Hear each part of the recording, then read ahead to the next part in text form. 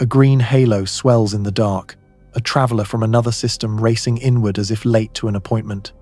Its glow sharpens, its features shift, yet at the very moment, public curiosity peaks, the loudest eyes in orbit grow quiet.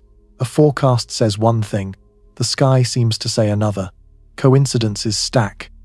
Is this physics being pushed in a way we do not expect, or are our tools and timing playing tricks on us? Stay with this investigation, because beneath the spectacle sits a simple question with unsettling weight. What exactly are we seeing? Every story needs a baseline, a calm surface that lets us measure the ripples. For comets and comet-like visitors, the calm surface is the predicted rise in brightness, as sunlight heats volatiles and turns ice into gas. The numbers do not come from guesswork. They come from decades of measurements, from functions that connect distance to the sun and distance to us, with how grains scatter light and how jets shed material. Against that familiar track, this object appears to push higher sooner, and people notice. The image feeds from skilled observers show a halo that seems larger than a planet across, a color that looks almost theatrical, a tale that plays odd games with geometry. At the same time, public releases from major observatories thin out. Silence lands where spectacle should be. Silence is a loaded word. In science, it can mean a gap in the schedule, a safety rule that keeps instruments from pointing too near the sun, or a proprietary period that gives teams time to process and check.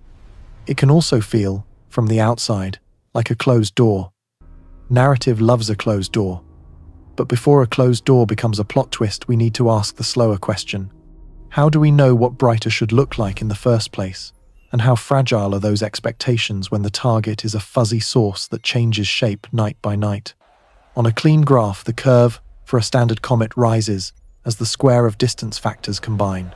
With the evolving efficiency of sublimation, reality is not a clean graph. A measurement is a circle drawn around light in a picture, and the size of that circle matters. Make it small, and you favor the sharp core. Make it large, and you drink in more of the diffuse glow. Atmospheric seeing spreads light. Focus and tracking smear it. Different cameras and mirrors gather different slices of the halo. A handful of mundane choices can move data points above or below a model line, and the mind leaps to meaning. Some of the brightening jump can live right there in method. That does not make the jump a mirage. It makes it a signal that shares a stage with craft. While that craft plays out on laptops, the sky writes its own script. The visitor is falling sunward and speeds up as it drops through the inner system. The clock runs faster. Small, genuine changes in activity can appear sudden because the viewing geometry changes quickly. The angle between the sun, the object, and Earth nudges the amount of light that is scattered toward us. The apparent size of the halo grows as the gas production rises and as the gas and dust expand into a more generous envelope. The tail picks up structure as solar wind lines pull ions into filaments. It is easy to see intention in a pattern that is actually wind and light, and the charged breath of the Sunday color adds its own accent. The green that captivates the eye comes from molecules that shine when sunlight knocks them into excited states. In the right chemistry, that glow can arrive earlier than a casual playbook might suggest. Cameras on dark nights can make that green sing louder than the eye would. None of this is theater. It is the plain physics of light in thin gas. Yet the timing of the glow and the growth feels like a drumbeat building toward a reveal. That feeling invites a second question. If the sky is this busy, why does the authoritative picture book of space seem to turn fewer pages right now?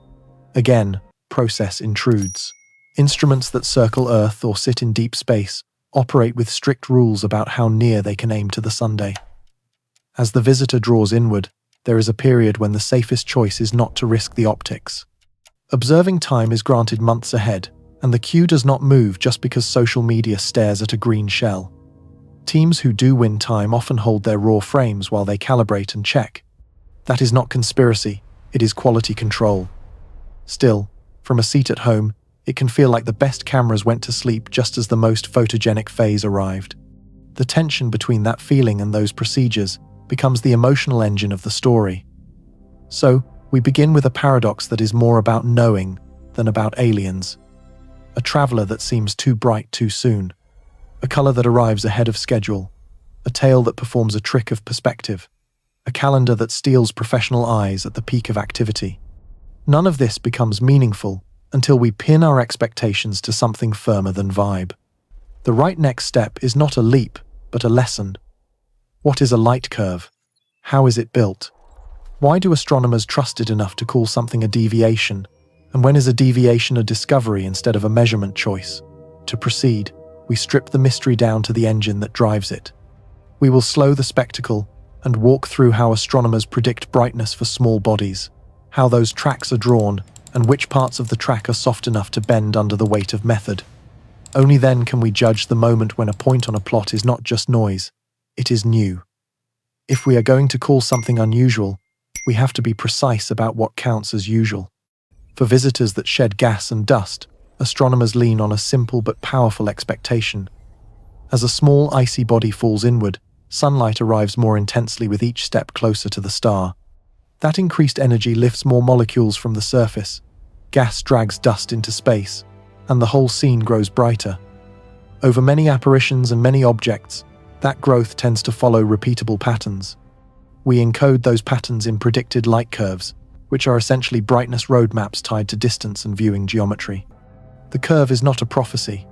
It is a disciplined guess, informed by physics and by experience. 3 distances matter in this story. There is the distance from the object to the sun, which sets the heating and therefore the rate of gas release. There is the distance from the object to Earth, which sets how much the light spreads before it reaches us. That part is the inverse square law at work. There is also the phase angle, the sun object observer angle, which changes how efficiently dust scatters light into our line of sight. A standard prediction begins with a nominal absolute brightness for the object, then adds the effect of being closer or farther from Earth, then adds the effect of being closer or farther from the sun, and finally applies a correction for that phase angle. The arithmetic can be compact, the ideas are straightforward. Volatiles do the heavy lifting. Water ice is slow to wake, since it needs stronger heating to jump directly from solid to gas. Carbon dioxide, and in some cases carbon monoxide, can start flowing much farther from the sunday. That chemical mix acts like an internal schedule. If a nucleus is rich in easier to sublimate ices, it can raise a diffuse atmosphere early, sometimes before casual sky watchers expect anything at all. Dust grains carried into that atmosphere scatter sunlight, which contributes most of the visible brightness. The gas itself often glows at specific colors, but contributes less to the total light that simple cameras record. So when predictions speak of brightening, they are mostly speaking about how much dust a given amount of gas can lift, and how those particles reflect sunlight. Even with a simple backbone, the curve is not carved in stone. It is seeded, with empirical choices. Different comets earn different activity laws, which is a fancy way of saying some brighten gently, while others ramp up like a stage light. Past behavior helps set expectations, but interstellar visitors have no past in our archives, so we borrow parameters from families they resemble and then adjust as measurements arrive. That is why early predictions often come with wide confidence bands. As data accumulate, the model tightens, and the community gains a sense for whether an object is behaving or misbehaving. The translation from sky to point on a plot is its own craft. Pictures are photons turned into pixels, but brightness is not simply a matter of counting all the pixels that glow. A comet is an extended source, not a point, which means light is spread over a wide area with a sharp core and a soft halo. When observers extract a brightness, they select a circular region around the center and measure what is inside. Choose a small circle, you mostly measure the condensed core. Choose a larger circle, you begin to include more of the faint envelope. The expected curve often assumes a particular way of measuring, yet the world is full of different telescopes, cameras, and software settings. The result is a family of points that are all trying to tell the same story, in slightly different accents. Beyond that selection, the sky itself distorts the view. Atmospheric seeing blurs light, which can push core light into the surrounding pixels. Tracking errors smear the source. Background stars contaminate a measurement unless they are masked or subtracted. Each of these effects is small, but a small nudge repeated across a week can mimic a real change. The best observers correct for these issues, and collaborative databases often include flags for methods and conditions. Still, The clean line on a predicted chart can look like a guideline instead of a rule when hundreds of independent measurements are layered on top. None of this is an argument against anomaly, it is a calibration of our expectations. If the new point sits above the curve, the first questions are humble ones. How was the measurement taken? What aperture was used? How strong was the background? Did the observer apply the same recipe as last time? If those answers check out, then a deviation begins to carry physical weight. Perhaps fresh vents opened. Perhaps the nucleus rotated to expose a new field of ice. Perhaps gas production rose because sunlight now reaches a complex surface at a more favorable angle.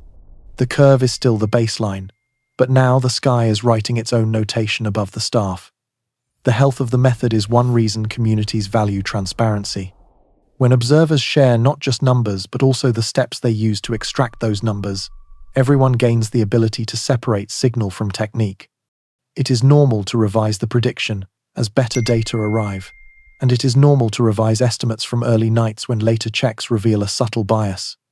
That is not moving the goalposts. It is a reminder that science is a conversation between what we expect and what the universe insists on delivering. If we are confident about how brightening should behave under ordinary conditions, then we are ready to look directly at the places where ordinary breaks down. The next step is to lay out the precise ways that measurement choices can fabricate or exaggerate a rise without accusing anyone of error, and to show how careful practice can isolate genuine change from optical habit. Only with that in hand can we claim with a straight face that this jump is real and not just a larger circle drawn around an eager halo. A measurement looks simple. Point a telescope, take an image, sum the light. Anyone who has tried to pin down the brightness of a fuzzy visitor knows that simplicity is a mirage. Brightness is a choice, wrapped in a method. The choice begins with a circle, the photometric aperture that you place on the image to capture the core and some of the surrounding glow. Make the circle small, and you honor the sharpest light. Make it large, and you drink in more of the faint envelope. If the halo is expanding, the larger circle will swell the count even if the core kept pace with the model. On paper, this is easy to correct. In practice, the size that seems sensible on a noisy night can quietly drift from one observer to another. The miracle of a jump in brightness can grow right there in the gentle bias of well-intentioned settings. Seeing conditions in the air above us add another layer. Turbulent air blurs the point spread function, which is the fingerprint of how a star or compact core paints itself across the detector. On a soft night, the core bleeds outward. If an observer holds the same small aperture, a fraction of that light will now fall just outside the circle. A second observer, aiming to include the whole profile, widens the circle and collects more of the diffuse light that the first observer left behind. Both measurements are defensible in isolation. Side by side, they sketch the outline of a brightening that may be more about the atmosphere than the comet. Background management matters as much as the circle. Space is not blank. A hayfield of faint stars crosses the frame. Sky glow rises and falls with air mass and moon phase. Good photometry subtracts a local background measured in an annulus around the target. Choose an annulus that bites into the outer coma, and you will subtract away part of the signal. Choose one that lands on a gradient of starlight, and you will add phantom light. The difference is subtle on any single frame. Across a run of nights, it can lean an entire sequence upward or downward. When a community pools measurements, the slope of the crowd can tilt because the quiet details of subtraction were not aligned. There is also the question of color and sensitivity. Cameras and filters have personalities. A sensor with high sensitivity in green will give different counts than one that favors red. If the coma has a contribution from molecules that emit preferentially in a narrow band, and an observer uses a broadband filter that catches that band with more enthusiasm, their result will float high compared to a system that is blind to it. Wise compilers convert measurements onto a standard system, but the conversion itself has uncertainty. That uncertainty is not a flaw. It is the fair price of blending many instruments into one coherent story. Tracking and focus round out the list of quiet influences. If the telescope trails slightly, the core spreads along the direction of drift, and the peak pixel value falls. If focus slips, the same happens in all directions. To rescue the total light, an observer may expand the aperture. a larger aperture increases the fraction of the envelope that enters the sum. Over multiple nights, small differences in guiding and focus can masquerade as evolution in the object. None of this means the brightening is imaginary. It means that good work begins with humility about how far method can walk toward the conclusion before the sky itself takes the lead. So how do careful observers and databases defend against these traps? First, by writing down the recipe. A reported measurement is paired with the aperture used, the background strategy, the seeing, the filter, and the rough scale in arc seconds per pixel. Second, by seeking internal consistency. The same observer applies the same settings, night after night, so that their own sequence is a fair comparison against itself. Third, by posting the sequence promptly so that compilers can compare parallel tracks and flag outliers for a second look. When several independent observers who use conservative methods all show a change in the same direction at the same time, the confidence rises that physics has entered the chat. There is also a visual sanity check that serves storytellers and scientists equally well. Stack images from successive nights and normalize them to a common reference star. Watch the Comet edge and the tail structures. If the measured jump in brightness is partnered with an evident swell in the envelope, or with fresh jets that alter the texture of the inner halo, then the narrative that activity increased gains a body to match its shadow. If the structure looks unchanged while the number rose, suspicion falls back on circle sizes, subtraction rings, and the character of the night sky. The most honest conclusion at this stage is twofold. Measurement choices can exaggerate or understate change, and the visitor appears to be changing anyway. The task is to separate contribution from method and contribution from nature. That is why the next beat in our story turns away from circles and pixels and looks at motion and timing. The geometry between the sun, the object, and Earth evolves daily. That geometry controls the angle at which light scatters toward us and the window during which we can safely aim the heavy artillery in space. Some of what looks like sudden behavior is the simple effect of a moving lamp and a moving camera. To test the claim that the sky itself has stepped on the gas, we need to follow the clockwork that frames every snapshot we take. The closer any small body falls toward the sun, the faster it moves. That is the quiet rule that governs every arc and every curve in the inner system. Gravity trades distance for speed, and the trade accelerates as the object descends. A traveler that seemed sedate far out becomes urgent when it crosses the realm of the bright planets. That rising speed does not just shorten calendars, it also squeezes our observing windows. A change that would have unfolded over weeks at great distance can unfold over days or hours closer in. The same physical process on the comet can look more dramatic simply because the clock is ticking faster. Geometry multiplies the effect. What we record is not only what the comet emits and reflects, it is also how the sun, the object, and Earth are arranged when the frame is taken. The phase angle matters. This is the angle at the object between lines, to the sun, and to the observer. It changes as all three bodies move. Dust grains scatter light more efficiently at some phase angles than others. In many cases, there is a gentle surge in brightness when the scattering geometry favors forward throw of light toward us. That surge can look like a physical outburst when it is partly the camera being placed at a kinder angle. The inverse square law for distance to Earth also plays its part.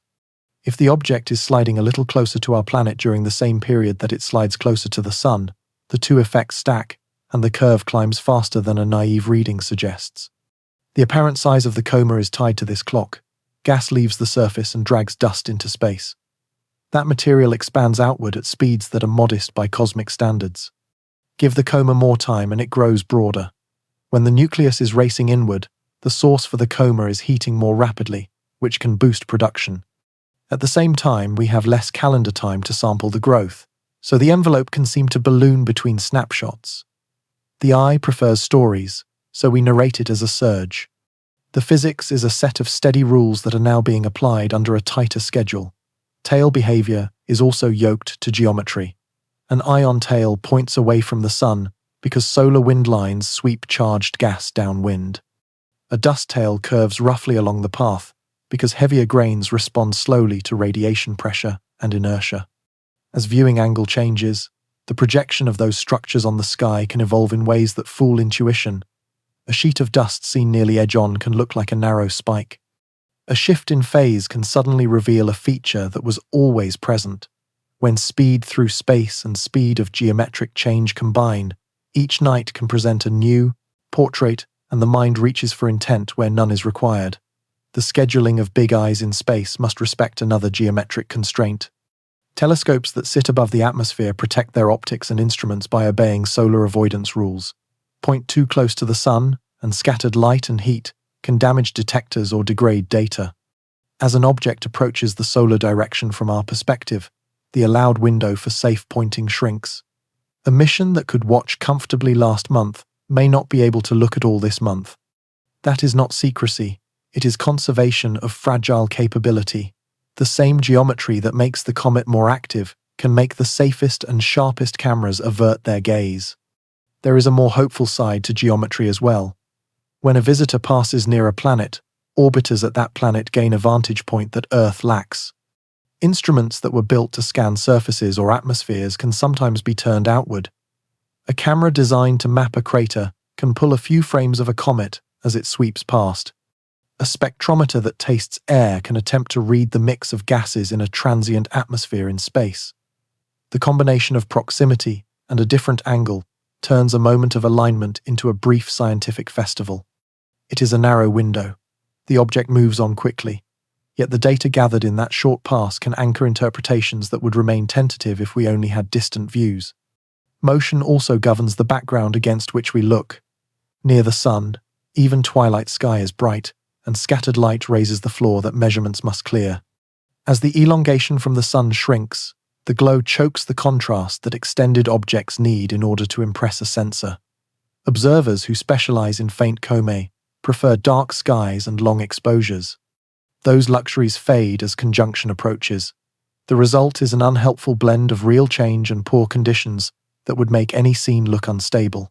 Understanding that blend keeps us from overreading nightly swings. Seen through this lens, the apparent rush of developments is not purely a comet in revolt. It is also a story of an object entering a regime where time is compressed and angles matter. If the curve steepens, we test the steepness against phase and distance. If the coma swells, we check whether a shorter sampling interval makes a steady expansion feel like a surge. If images seem to defy the textbook, we rotate the wireframe of sun, object, and observer to see whether perspective is the guilty party. Only after those checks do we put extra weight on new physics or on unusual chemistry. With the clock and the stage set, we are ready to ask what a near pass by the red planet can actually teach us. A handful of instruments, looking from a nearby world, can pierce the blur that frustrates distant eyes. If there is fresh activity, they may catch its fingerprints. If the nucleus is small and wrapped in light, they may still constrain its character. The next act turns from the when and where of observing to the what of composition, because the mix of ices and dust sets the schedule for everything we have seen so far. Close approaches are nature's invitation to ask better questions. When a traveler brushes past the red planet, it does more than give us a pretty picture. It lines up a second camera platform with a set of sensors that live outside Earth's glare and weather. Orbiters that normally spend their days mapping dunes and dust devils can swivel for a moment and aim into space. A passing nucleus wrapped in gas becomes a target for cameras that see fine detail and for spectrometers that taste faint light. The question is direct. What can those machines learn that telescopes far away cannot? Start with resolution. From Earth, the visitor is a condensed blur surrounded by a soft envelope. Even the largest ground-based mirrors must look through air that shivers. Space observatories avoid the air but must obey solar safety limits. As the object sinks toward the Sunday, a spacecraft in Mars orbit lives under different rules. Its sky is darker than most earthly skies. Its instruments can stare longer without fighting twilight. A high-resolution imager that reads ripples in Martian sand can sometimes pick out structure in the inner coma that would be lost at greater distance. Jets may appear as short fans. The central condensation may look asymmetrical rather than round. Those shapes are fingerprints of where active vents sit on the nucleus. If the features rotate between frames, they carry hints of the spin period. One possibility is that a repeating pattern will let analysts lock a rotation rate that has only been guessed at from Earth. Spectroscopy is the other prize. An orbiter that measures the thin upper air of Mars is tuned to read faint spectral lines. Pointed into space, it can try to separate emissions from gas in the coma.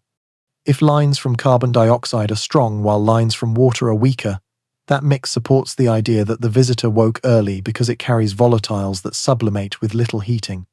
If the opposite appears, then early claims must be softened. A competing view suggests that dust dominates what most cameras see, and a spectrometer can test that by weighing gas lines against continuum light from sunlit grains. Either way, composition is not a rumor anymore, it is a measurement written in discrete wavelengths. There is also the chance to study interaction with the local environment. Mars sits inside the flow of the solar wind. The wind wraps around obstacles and carves shapes in plasma like a river flowing around a stone. If the visitor's coma extends into that flow near the planet, instruments that sense charged particles may record disturbances. A change in ion counts or a shift in magnetic field orientation could mark the passage of the coma limb. Such readings would constrain how far the gas has expanded and how dense it is close to the nucleus. Evidence is limited, but one inference is that coupling between solar wind and coma can create filamentary structures that resemble living motion in long exposures. Catching that in situ would move the discussion from pretty pictures to plasma physics. Timing adds urgency. The window is short. Geometry favors a handful of hours or days when lines of sight are clean, when spacecraft are above the limb with a clear view, and when mission timelines allow a secondary experiment. Some images and spectra will be opportunistic. That is part of the charm. Planetary missions are workhorses. They are not optimized for fleeting comets. Yet their flexibility makes them powerful when a surprise strolls through the neighborhood. A single spectrum can validate or challenge weeks of conjecture. A single resolved image can erase ambiguity about whether the inner coma is smooth or sculpted by jets. The red planet itself offers a quiet control. If dust from the visitor were to intersect the Martian atmosphere, instruments that look downward could notice a thin spike in high-altitude aerosols. That outcome is improbable, but it is the kind of cross-check that makes a close pass valuable. More realistically, light reflected from the coma can be seen against the dark space near the limb of Mars. That backlighting lets cameras pull more subtle structures from the glow. When the planet sweeps behind the comet from the spacecraft point of view, the contrast changes again, and that change helps separate instrument artifacts from true features. None of this guarantees a revelation. Clouds and dust storms can interfere with planning on Mars. Spacecraft operate under power budgets and data rates that limit impulsive choices. It remains uncertain whether every hoped-for sequence will land in memory and make it back to Earth. The point is not certainty, the point is opportunity. From that vantage, small differences become legible. The size of the central condensation can be bounded more tightly. The presence of asymmetry can be documented rather than inferred. The mix of volatiles can be read rather than argued. If the past delivers, the results will ripple through every later conversation. A measured spectrum clarifies why the coma woke early. A rotation hint explains rhythmic changes in brightness. A resolved inner coma ties ground photometry to a physical picture. If the past yields little, that is a result too. It reminds us that geometry and logistics sometimes win, and that the story must lean on other assets for a while. Either way, this encounter sets the stage for composition, because chemistry controls schedule, and schedule controls spectacle. To understand why the halo grew when it did, we need to ask which ices are doing the lifting, and which grains are scattering the light that makes the traveler look so alive. The heart of the spectacle is chemistry. A coma is not a cloud in the way we know clouds on Earth. It is a feather-light atmosphere that forms when sunlight loosens molecules from ice and drifts them outward. The key is, which molecules go first? Water likes warmth. It needs a strong push of heat to leap from solid to gas in vacuum. Carbon dioxide and sometimes carbon monoxide are less demanding. They begin to flow while the sun is still a distant lamp. If a nucleus carries an ample store of these primed volatiles, it can turn on long before a typical water-rich comet would. That early turn-on makes the halo appear oversized for the distance and makes the light curve look eager compared to a textbook track. Spectroscopy gives this story its spine. When gas glows, it does so in narrow lines that act like barcodes. Instruments that spread light into its colors can pick out those lines and assign them to the molecules that made them. If lines associated with carbon dioxide dominate while the usual water traces are subdued, the conclusion follows. The visitor is running on a fuel mix that favors activity at long range. That mix does not need novel physics. It is a reminder that origins matter. An object that formed farther from its home star can lock in different ices and ratios. Those stored decisions surface now as a schedule that looks strange only if we assume our local recipes are the only ones in the pantry. Dust and gas rise together, but they play different roles in what we see. Gas defines the physics of the coma and glows in specific colors. Dust provides most of the broadband light that cameras record. Small grains scatter sunlight efficiently, and they do so immediately once lifted. A stronger flow of early gas will carry more dust, which fattens the envelope before water becomes the main engine. The human eye and many detectors are most sensitive where the sun is bright, so dust does the visual heavy lifting. That is why observers talk about a green sheen while also reporting a general surge in brightness. The green is a signature from particular molecules. The overall light is dust, being generous with reflected sunlight. The size of the solid core matters as a boundary condition. A small nucleus cannot supply infinite gas. However, a compact body with abundant volatile ices can still drive a large coma if the gas production is efficient for its size. That efficiency can be boosted by texture. Fractures and pits act as vents. Surfaces that are rough on the scale of centimeters to meters can increase the effective area that sunlight can reach. If rotation brings fresh terrain into light periodically, activity can pulse. The coma then grows in a pattern that looks like breathing rather than a steady exhale. Photometry sees that as wiggles. Resolved images from a lucky platform may see short fans near the core that change direction with time. The environment beyond the gas is a participant too. Sunlight ionizes a fraction of the molecules in the coma. The solar wind then tugs on those ions and on charged dust. Electric and magnetic fields thread the expanding material and organize it into filaments. This is the territory of dusty plasma, which sounds exotic, but is simply gas mixed with fine solids in a place where sunlight and particles keep energy flowing. The result is an atmosphere that looks alive in long exposures. Arcs appear and fade. Sheets shift as if they have intention. We do not need to grant agency to explain beauty. The physics of charged flows in a tenuous medium is fully capable of writing this moving script. One possibility is that the coma is larger than naive models predict, because the gas is hotter than expected once it leaves the surface. Hotter gas expands faster. Faster expansion fills more volume in a fixed time. Another possibility is that sunlight penetrates porous layers and heats ice below the skin, which produces gas from more depth than a smooth crust would allow. Evidence is limited, but one inference is that surfaces built under different radiation histories can respond differently to the same Sunday interstellar travel batters. Grains and changes their chemistry in slow, quiet ways. Those changes may favor early release of some species when the lamp comes back on. There is a caution that belongs beside every claim of largeness. Measurements of coma extent are sensitive to method and to the depth of the exposure. A deep image will always draw a bigger circle around the glow because the threshold for what counts as detectable is set lower. Comparisons across nights or across teams must use comparable thresholds to avoid manufacturing growth. When they do, the pattern that remains is more trustworthy. In this case, multiple careful sequences suggest that the halo expanded quickly for the distance. That is consistent with a volatile mix that woke early, then recruited dust to amplify the visual effect. What emerges from this chemistry lesson is a practical lens for the rest of the story. If the fuel mix is primed for early action, then geometry and timing will magnify every change. If dusty, plasma is the canvas, then filaments and sheets are not surprises, they are signatures. With that frame, the next visual puzzle becomes easier to approach. The color that has captured the public imagination is not paint, it is physics. To understand why a green rim can appear stronger and sooner than expected, we need to look at the molecules that make that light, and at the way cameras turn modest emissions into dramatic hues. The glowing cocoon around a comet looks like fog, yet it behaves more like a half-visible machine. Dust and gas mingle in a volume where sunlight is an engine, Electrons are currency, and invisible fields are rails that guide the traffic. This is dusty plasma. The phrase sounds like jargon, but the idea is direct.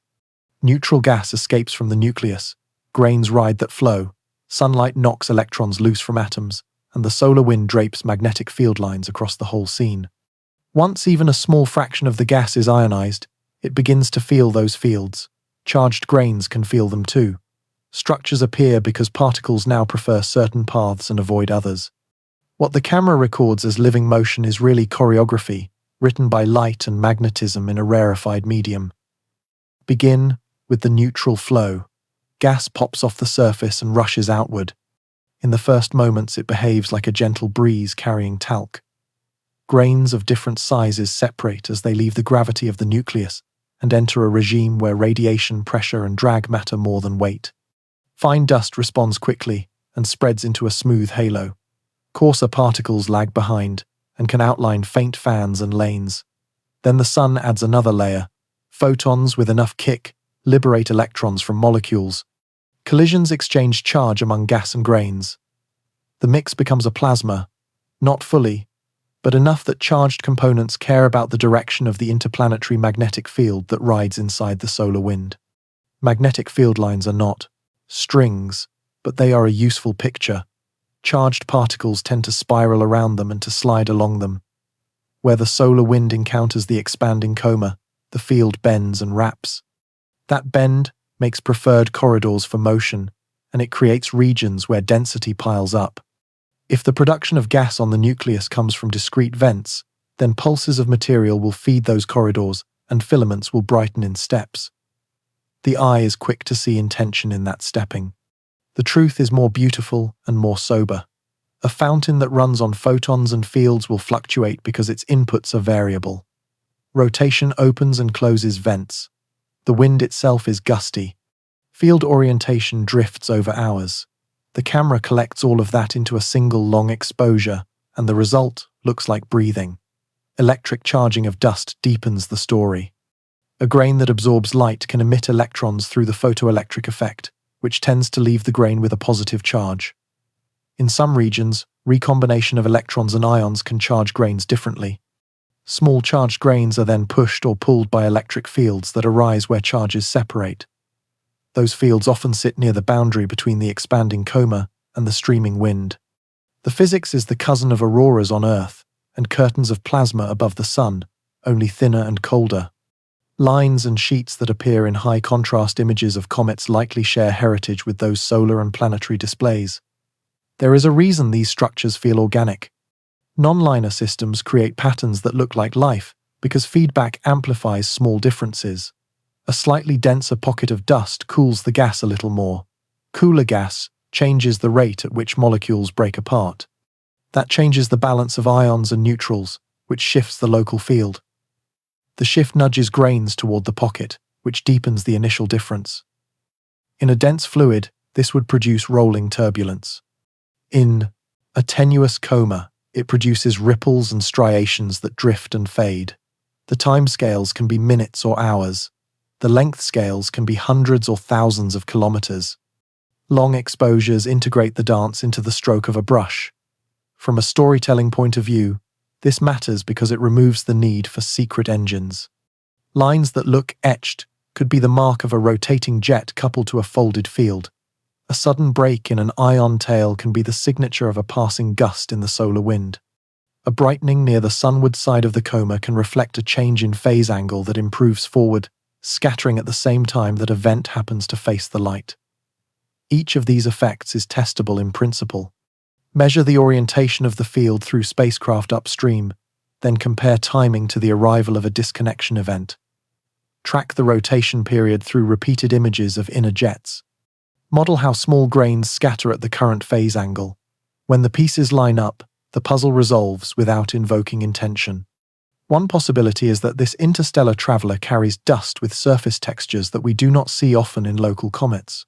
Texture changes how light scatters and how easily a grain loses or gains charge. If the grains have been processed by radiation during a long cruise between stars, their skins might be richer in complex carbon or more porous than usual. Evidence is limited, but one inference is that such skins would enhance certain polarization signatures and would prefer to build filaments when nudged by fields. That would place the unusual measurements in a natural frame that still respects the strangeness of the material. There is an experimental way to keep us honest about pattern recognition. Compare images taken at similar geometry but separated by known rotations. If the same filaments recur in a new orientation that matches the spin, then jets and surface features are the likely cause. If the filaments appear or vanish in step with changes in the solar wind recorded by heliophysics missions, then field-driven organization is implicated. If neither correlation is strong, we are probably looking at a blend, which is common in this environment. Blends can be understood, but only with patience and with data that cover both the comet and the space weather that bathes it. Once we accept dusty plasma as the stage on which this performance unfolds, the green color ceases to be an alien signature and becomes a faithful actor in an ensemble. Molecules are being excited, and they return that energy as light at specific wavelengths. Those wavelengths sit in the region where our cameras are most eager. The timing of their appearance depends on chemistry and on the path sunlight takes through the coma. With this in mind, the next question is not whether the color is real. It is why it appears so early and so vividly, and how to separate camera enthusiasm from the strict spectrum that the gas itself writes. Green is an arresting color in space because darkness makes it feel deliberate. In a cometary coma, the hue is chemistry speaking in a narrow voice. When sunlight strikes certain carbon-bearing molecules, especially diatomic carbon, the molecules absorb energy and re-emit it as green light near a particular wavelength.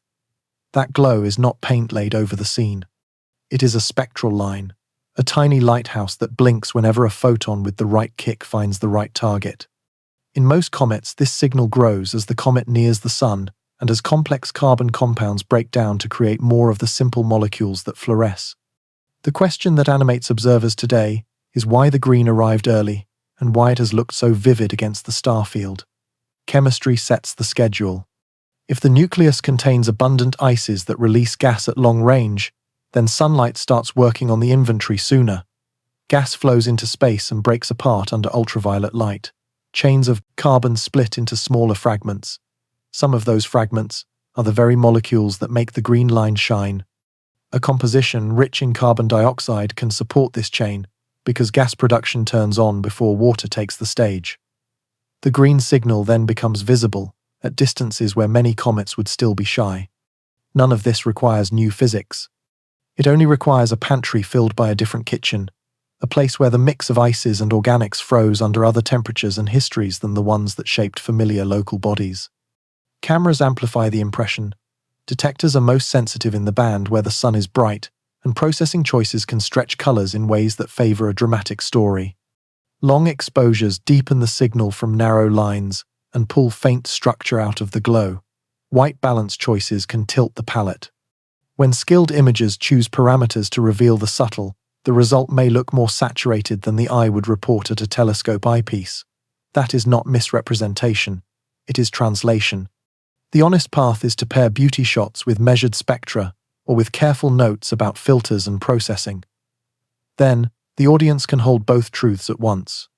The color in the picture is real, and the exact shade is a function of both physics and craft. Rotation adds a rhythmic note to the color story. If active regions on the nucleus expose different compositions or different vent strengths as the body spins, the coma chemistry can vary across hours.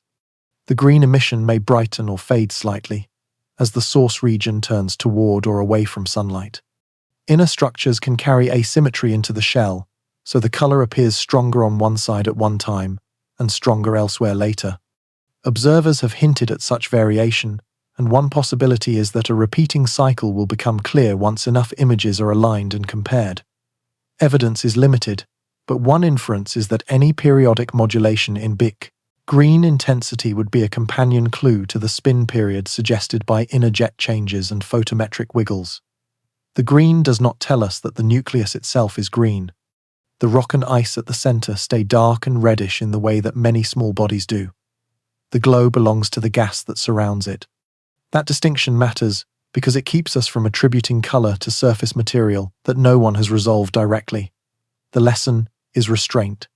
Let the spectrum tell you about the coma. Let reflected sunlight and thermal measurements tell you about the solid. Do not mix stories just because the aesthetic invites it. There is also a geography to the emission. Near the nucleus, the gas is dense enough that molecules collide and lose energy before they radiate. Farther out, the gas thins and fluorescence wins. That is why photographs sometimes show a green envelope tucked inside a larger neutral-colored halo. It is not a nesting of shells for theatrical effect. It is a transition from collisional quenching to free emission. The size of that inner rim depends on production rates and on the local balance of light and density. If those change quickly, the apparent radius of the bright green zone can grow or contract between nights. Careful sequences can chart that movement and connect it to changes in the overall activity. A competing view suggests that the early intensity is partly an artifact of how we select frames to share. Nights with the best geometry and the best air will yield the most convincing green. Those images are the ones that spread widely. Nights with modest conditions sit in folders. No one is deceiving anyone. It is simply how attention flows. The defense against this bias is to look at curated sets that include non-peak nights and to treat single sensational frames as hints rather than verdicts. When many ordinary nights still show the line clearly, the case for an unusually eager green strengthens. All of this returns us to our central axis, the known and the unknown. The known is that diatomic carbon glows green under the right light, and that composition and distance tune the effect. The unknown is the precise inventory of ices and organics in this nucleus, and the way that inventory is arranged under its crust. The known is that cameras can both reveal and exaggerate. The unknown is how much of the current shock is physics and how much is presentation. The cure is time and comparison, and a sober habit of asking how geometry and method contributed to the night's show. Color, then, is a character that plays fair. It does not lie, but it does require translators who admit their choices. With color placed in its proper frame, we can return to shape. The eye keeps snagging on tail lines that appear to point the wrong way. Spectacle tempts us to suspect forbidden forces. Geometry provides a quieter answer. The next step is to rotate the stage in the mind and watch how direction and perspective conspire to make a sunward spike where none exists in reality. A comet's tail should flee the Sunday. That is the rule we learn from every classroom poster and every time lapse of a bright visitor sweeping the dawn. Gas that is ionized gets pushed by the solar wind and points straight down the stream. Dust that is heavier curves along the orbit as sunlight nudges it outward and inertia pulls it forward. Against that simple picture, some images of this traveler seem to show a spike aimed toward the Sunday. It looks like a breach of first principles. It is not. It is the geometry of a thin structure seen from a particular seat in the theater of space. Imagine a sheet of dust spreading out from the nucleus in a shallow fan. It extends both sunward and anti-sunward in 3 dimensions. Place the camera in just the right spot, and the sheet that lies sunward can be seen edge-on. The edge-on view compresses a broad field of faint particles into a narrow line of higher apparent brightness. That line looks like a tail pointing into the light. It is a projection effect, the same sort of trick that makes a flat lake look like a bright ribbon across a dark landscape when you are aligned with its long axis. Move a few degrees and the ribbon vanishes. The world did not change, your view did. This specific geometry has a name among comet watchers. They call it an anti-tail. The word sounds like a violation. It is a label for a familiar perspective event. Anti-tails appear more often when the orbit of the comet lies close to the plane of Earth's orbit. In that geometry, the dust sheet that spreads along the orbital path is more likely to cross our line of sight at a shallow angle. The shallow angle boosts the surface brightness of the edge, and our cameras register a needle that seems to contradict the textbook. Wait a few days, let the relative positions evolve, and the needle fades while the ordinary tail remains. What looked like defiance of physics becomes a personal reminder that photographs are footprints of perspective. The ion tail tells a different story. It points away from the sun because charged particles from the star carry the coma's ions along magnetic field lines. On some nights, the ion tail detaches abruptly. That is not a thrust maneuver. It is the mark of a gust in the solar wind. When a coronal mass ejection or a strong discontinuity sweeps past, field lines can reconfigure and the ionized gas can be stripped, leaving a gap that looks like a severed ribbon. These disconnection events are well documented. They are striking because they are sudden. They are reassuring because they repeat across many comets under similar space weather conditions. Dust tails curve because dust is not a single population.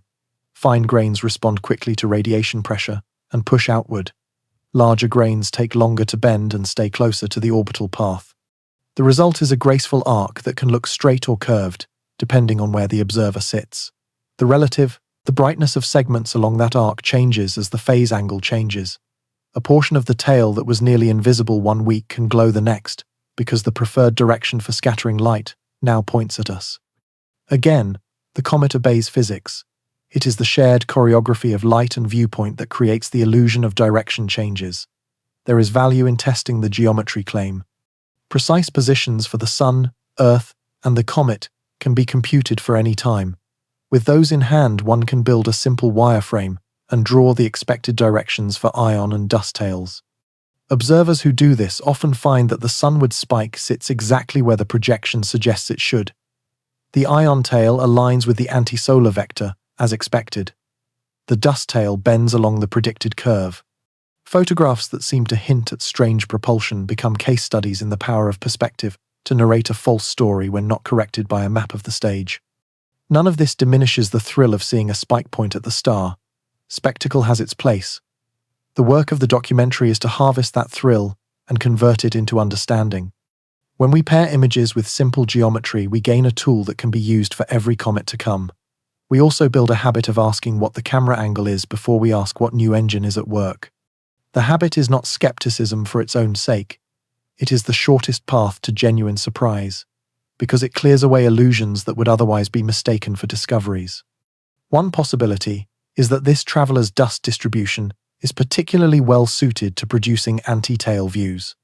A dense sheet of larger grains along the orbital plane would light up dramatically when Earth crosses that plane.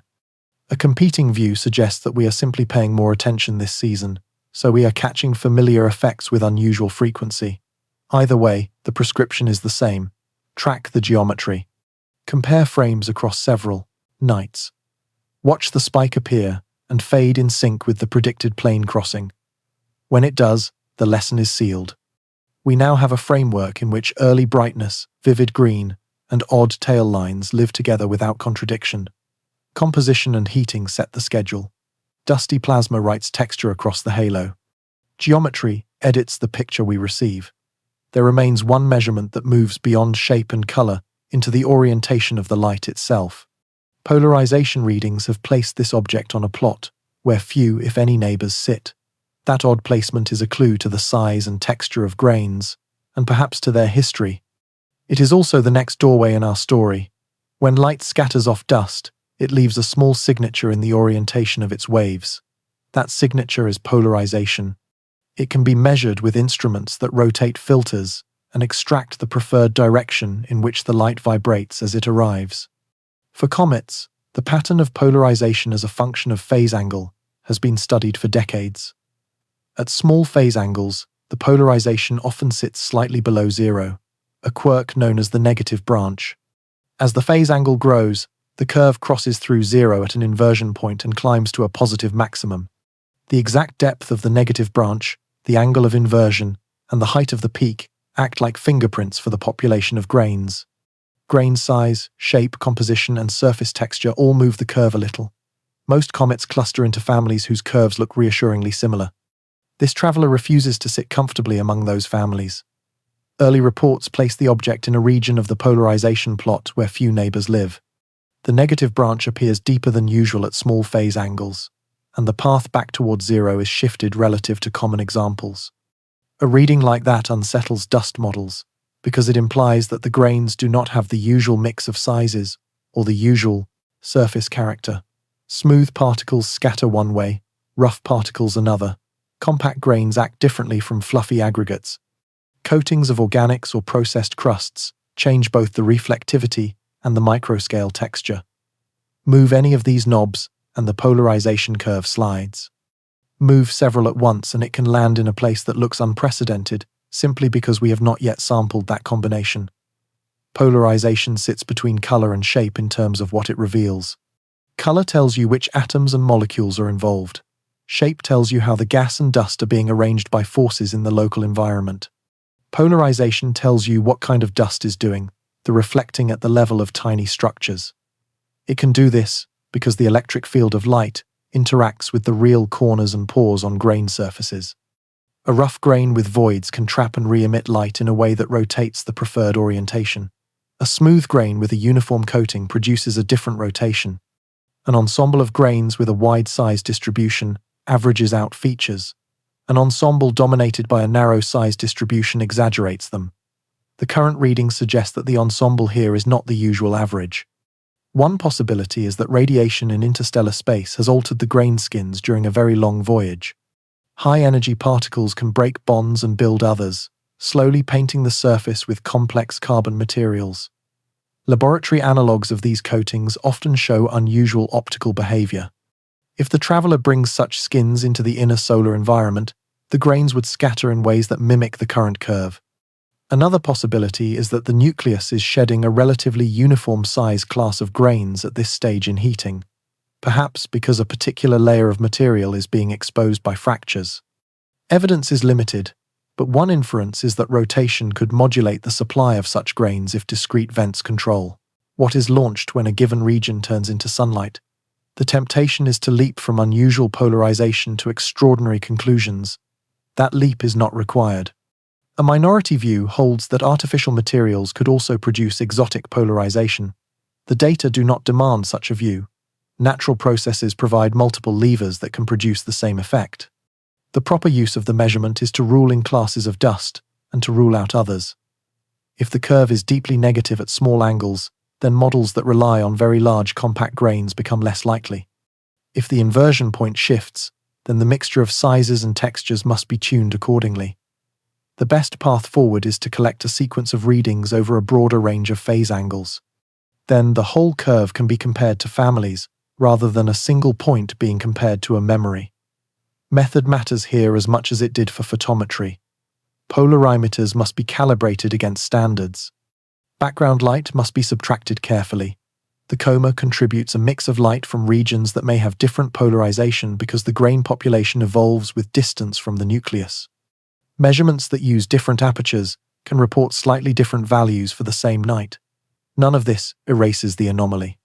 It gives us the caution that the anomaly must survive checks on calibration and on how much of the coma was included. As more teams report, the scatter should narrow if the underlying signal is strong. Why does this measurement grip so tightly? Because it illuminates the unknown in a quiet way. It does not ask you to believe your eyes when a tail points the wrong direction in a lucky photograph. It asks you to believe an instrument that counts the orientation of light waves. It moves the conversation from spectacle into microphysics, and that is where a traveler from another system ought to challenge us. If the dust that makes the glow is truly different, then origin stories that invoke colder kitchens and longer radiation baths gain weight.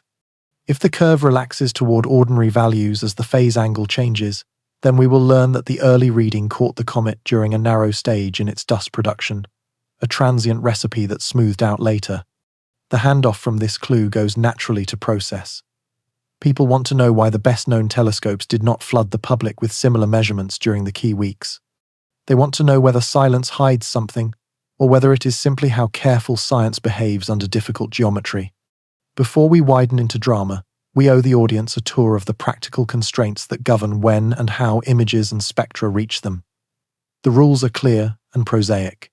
They are also the quiet authors of the gaps that make imagination sprint. Public fascination thrives on timing. When a visitor grows more dramatic, the appetite for new images grows with it. Yet the stream from the most famous observatories often narrows just when the spectacle seems to demand more. This is not a riddle with a sinister answer. It is mostly the mathematics of safety, logistics, and quality control. Space telescopes that operate above the atmosphere live by solar avoidance rules. Point too near the sun, and a brilliant flood of scattered light can wash across sensitive detectors. Heat can creep into structures that are designed to be thermally quiet. Mission managers draw firm boundaries in sky coordinates that instruments cannot cross. As a comet descends toward the sun in our sky, those boundaries tighten like a noose. A target that was safe last month may fall into a do-not-touch zone this month. That is not secrecy. That is stewardship of billion-dollar assets that must last for years. Scheduling is another plain constraint. Large observatories allocate time through proposals that are reviewed months in advance. The queue is oversubscribed. More excellent science asks for time than can be granted. Targets of opportunity programs exist, but they are not infinite, and they must be balanced against programs that have waited long for their turn. A comet that becomes newsworthy in the public sphere does not automatically leapfrog projects that study exoplanet atmospheres or faint galaxies at high redshift. When a window is short, the calendar can simply be unkind. Even when an observation occurs, the path from raw data to a public release is not instantaneous. Raw frames are not a clean story. They are laced with instrument signatures that must be removed. Dark current and red noise must be corrected. Flat field responses must be applied. Cosmic ray hits must be identified and rejected. Background levels must be modeled. For spectra, wavelength solutions must be checked, and radiometric calibration must be verified. Pipelines accomplish much of this, but pipeline versions change, and the best practice is to run checks and to compare results against standards before numbers leave the building. That process takes time, and it is usually invisible. Viewers see a gallery of beautiful images and think of a shutter click. Behind the gallery are computers and people who are making sure that beauty carries truth. There is also the concept of a proprietary period. When a team wins competitive time, the data are often reserved for that team for a set interval. The intent is not to hoard discovery. It is to give the people who designed the observation the first chance to analyze and publish, without being scooped by users who did not carry the burden of planning and proposal writing. These periods are finite. After they expire, products flow into public archives where anyone can study them. Proprietary does not mean forever. It means a brief season of protected work that ultimately yields to open science. Ground-based observatories add weather and air quality to the list of obstacles. Storms shut domes, dust and smoke degrade images. High humidity can threaten instruments. A comet that passes through a seasonal storm pattern may simply be unlucky. In late summer and early autumn, many southern sites fight wind and haze. Teams make heroic attempts to adapt. Some nights win, some nights do not. From a viewer's perspective, the delay feels like silence. Inside the dome, it feels like long coffee and frustrated patience. All of these practical realities land at the same time that geometry grows cruel. As the comet approaches conjunction with the sun, the angular separation shrinks. Even if an instrument could in principle point closer than usual, the background grows brighter and the signal-to-noise ratio falls. Spectra become noisy, images lose contrast, photometry becomes unreliable. The choice to pause is not a cover for uncomfortable secrets. It is an admission that the sky is not a lab bench, and that sometimes caution produces a better story later. The perception gap is real.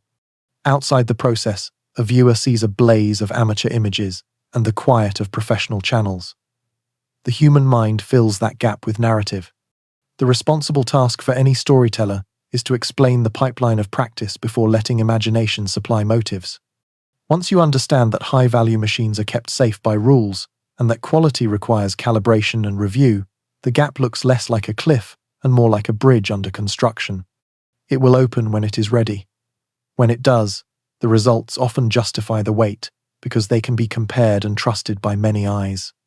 There is one more reason this season feels particularly thin on official pictures. The stage is about to go dark for reasons no committee can change. Superior conjunction puts the sun between Earth and the target. The star that lights the show also blinds our view of it.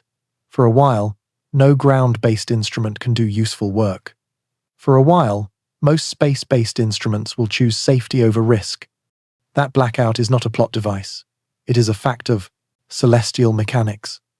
Understanding it prepares us for how the next act unfolds, a chapter where time passes and the object does its most dramatic work largely off-stage, then returns to the morning sky, with whatever scars or surprises the sun has written into it.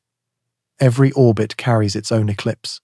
For an object diving toward the sun from our point of view, there comes a stretch when the star that illuminates the scene also erases it. Superior conjunction is that stretch. The object moves behind the sun as seen from Earth. The angular separation shrinks, and the sky around the target fills with scattered sunlight. The same physics that makes midday blue and relentless turns the near-solar field into a white floor that drowns faint structures. Spacecraft and ground telescopes accept this as a seasonal law. They step back, not because curiosity fades, but because safety and signal conspire against useful work. Consider what a camera would see if it tried anyway. The detector fills with glare. Ghosts and internal reflections bloom. Fine features in the coma and tail are submerged in a sea of photons that have nothing to do with the visitor. Longer exposures do not help. They raise the ocean as fast as they raise the ship. Filters cannot change the basic contrast problem. A spectrograph fares no better. The background near the sun is rich with scattered light that mimics a broad continuum. Narrow lines from gas in a thin coma sit on that bright floor like pencil scratches on polished marble. They are present, but reading them cleanly becomes a contest that the instrument is likely to lose. Survival adds a second veto. Precision optics and sensitive detectors are built to live in cold shadow. Point too near the sun and stray light finds its way to focal planes. Baffles that block it for most of the sky cannot defeat it at small angles. Hardware warms, calibrations drift. Some instruments are designed to stare at the sun itself. Most are not. Their teams impose bright limits to preserve performance for the years to come. A comet inside those limits is not a forbidden subject on principle. It is a target out of bounds for a short time because the long game matters. This blindfold is partial, not absolute. A few platforms that observe the region near the sun can sometimes catch a traveler as it crosses their fields of view. These images are tuned to watch the solar wind and coronas, not delicate comet Comet. Yet on the right day, they will reveal a thin streak that marks the object as it threads the glare. The data are valuable as proof of life and as timing cues for tail disruptions when space weather is strong. They rarely provide the chemical or structural detail that a dedicated comet campaign can extract when the geometry is kinder. Think of them as weather stations on the edge of a storm, not as the high-resolution cameras inside a studio. Conjunction also scrambles the rhythm of amateur observing. Even a modest telescope under dark skies can catch changes in a coma when the sun is far away. As the separation closes, the best observers run out of night. Twilight arrives earlier, the object drops lower, and air mass multiplies extinction. The most devoted still try, bracketing the season with short exposures in the blue dawn, but the data rate slows, and the signal fades. That pause coincides with the phase when the comet is usually most active, the interval near closest solar approach when heating is strongest and structures are most dynamic. It is a narrative irony. The act where fireworks are loudest happens behind a curtain. Rather than fueling suspicion, this timing can guide patience. Models of heating and outflow predict that activity can change rapidly during the weeks around closest approach. They also predict that after the turn past the sun, activity will relax as the flood of energy begins to decline. When the comet re-enters the morning sky, observers can test those expectations directly. Has the coma shrunk? Has the tail changed texture? Did a disconnection event leave a gap that seems to travel downwind? Has the color pattern shifted as production rates rebalance? A careful before and after comparison can be as revealing as a continuous record would have been, especially if it is paired with any incidental views from solar images during the blackout. The blindfold has a practical upside for the largest observatories. Teams can use the lull to prepare pipelines, to refine plans for post-conjunction windows, and to coordinate with colleagues who watch space weather. The comet will emerge into geometries that favor morning observations from one hemisphere, then the other. Coordinated campaigns can cover the change with cadence that no single site can achieve. If polarimetry raised questions before conjunction, new angles after conjunction will help map the full curve. If composition remained uncertain, cooler activity may separate emissions that overlapped during the rush uphill. Every 5 parts we pause to restate the thread that holds our story tight. Known and unknown share the stage. Heating, geometry, and method explain much of what looks shocking. A handful of measurements, especially polarization, hint at material that is not typical of local comets.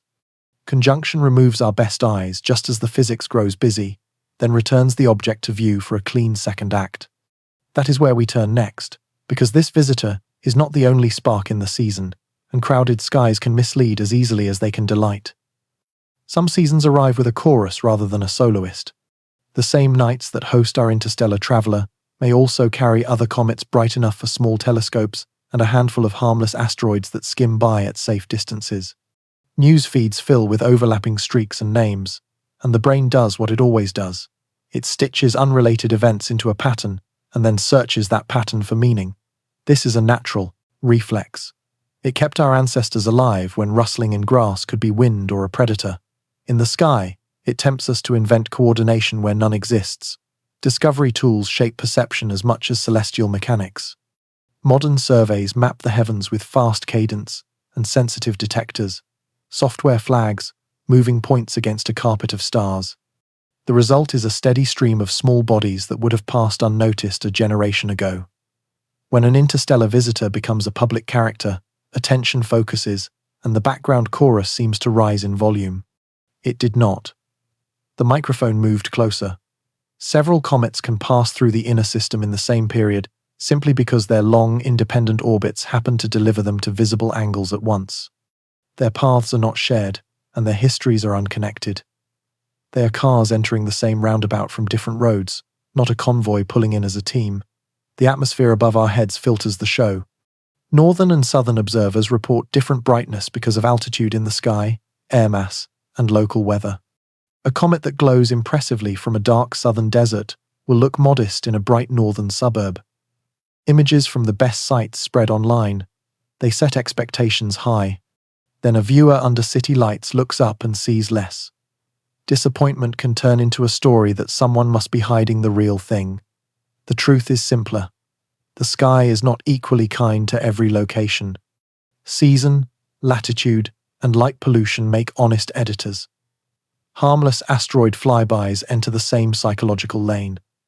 They are routine outcomes of orbital geometry and survey reach. Catalogues update daily with objects that approach within comfortable margins. Most never exceed the brightness of a faint star. A few become photogenic as they pass against rich fields. The coincidence of a few such flybys during a comet-rich period is no more suspicious than a run of storm systems during a wet month. Once the mind is primed by headlines, it will notice similar stories with amplified intensity and then knit them into one tapestry. Awareness is not evidence of connection. Crowded skies do offer real scientific value. Multiple comets observed in the same season invite comparison under similar solar conditions. If several display similar colors or tail behaviors at similar distances, that becomes a check on claims of uniqueness. If one alone shows an unusual polarization curve, while others fall into known families, that strengthens the case that this traveler carries unfamiliar dust properties. A season with many moving targets also pushes amateur and professional networks to refine cadence and data sharing. When observers must choose which object to track, they begin to plan like a team. That coordination raises the quality of light curves and polarimetry because gaps shrink and overlaps grow. There is a quieter benefit for viewers. Crowds break the illusion that every bright streak is a crisis.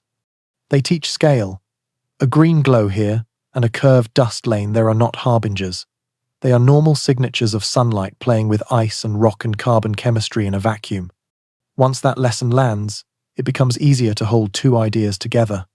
The current visitor can be genuinely unusual in specific measurements, while living in a sky where most things are ordinary and safe. The presence of many objects in one calendar window is an aid to understanding rather than a hint that something deliberate is underway. The documentary owes its audience a plain rule of thumb to carry forward. When a graph or a headline suggests a pattern, ask whether the pattern survived a change in viewpoint. Swap hemispheres, and the timing will shift a little. Change the sensitivity of the survey, and the counts will change a lot. Adjust for the cadence of discovery, and bursts appear. After those adjustments, some patterns evaporate. Those that remain deserve attention. Crowded skies pass this test. They remain crowded whenever many eyes look with similar tools. Coordinated arrivals do not. They fade when the camera steps back. Every 5 parts we pause and restate our through line. Known and unknown share the stage. We have anchored brightening to chemistry and geometry. We have tamed color with spectra and placed tail tricks in the frame of perspective. We have held polarization apart as a genuine puzzle about dust. Now we have cleaned the lens of coincidence. That prepares us for a decisive turn, not to speculation first, but to the most generous natural explanations. Before we imagine scouts and messages, we will see how far volatile, mixtures, surface textures, rotation, and fragmentation can carry the story. The sky often surprises, but it rarely resorts to secret engines when patient physics will do. Before we invite intention into the script, we owe the natural world a full hearing. Comets are laboratories where ordinary physics plays out under unusual conditions, and the combinations can feel alien without requiring minds behind them. The first and most powerful lever is composition. A nucleus rich in carbon dioxide and perhaps carbon monoxide can ignite activity far from the sunday. That early ignition lifts dust, thickens the coma, and tilts the light curve upward ahead of expectations that were trained on water-driven bodies. If the volatile inventory varies with depth, then the surface can act like a layered cake. A skin rich in easy-to-sublimate ices produces an early flare. As heating progresses, deeper strata with a different mix take over, and the curve bends again. This alone can create the impression of an unpredictable engine, when it is simply a tour through the pantry of a small world that formed in a colder kitchen. Surface texture is the second lever. A smooth crust sheds gas differently from a fractured field of pits and cliffs. Sunlight can reach into cavities and heat walls on scales of centimeters and meters. When the walls cross a threshold, jets switch on like garden nozzles for a time. As the angle changes or the volatile pocket exhausts, the jets calm and another region wakes. The rhythm is set by rotation and by the slowly shifting balance between fresh vents and spent ones. In images, this writes short fans and asymmetries in the inner coma. In photometry, it writes gentle wiggles and occasional steps that the public hears as sudden brightening. The physics is patient, yet its clock can look jumpy when sampled a few times each night. Rotation is the third lever, and it amplifies the first two. A body that spins quickly will parade active regions across the sun every few hours. Gas production then ebbs and flows in a regular heartbeat.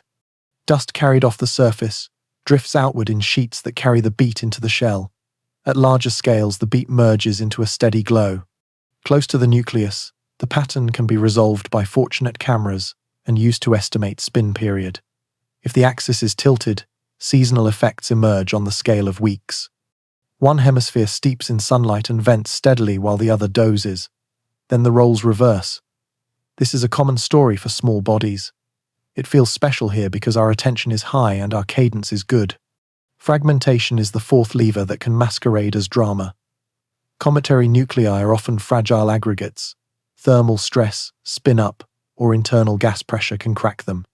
A minor fracture that exposes a fresh face can multiply activity without changing the mass or shape in a way we could easily detect.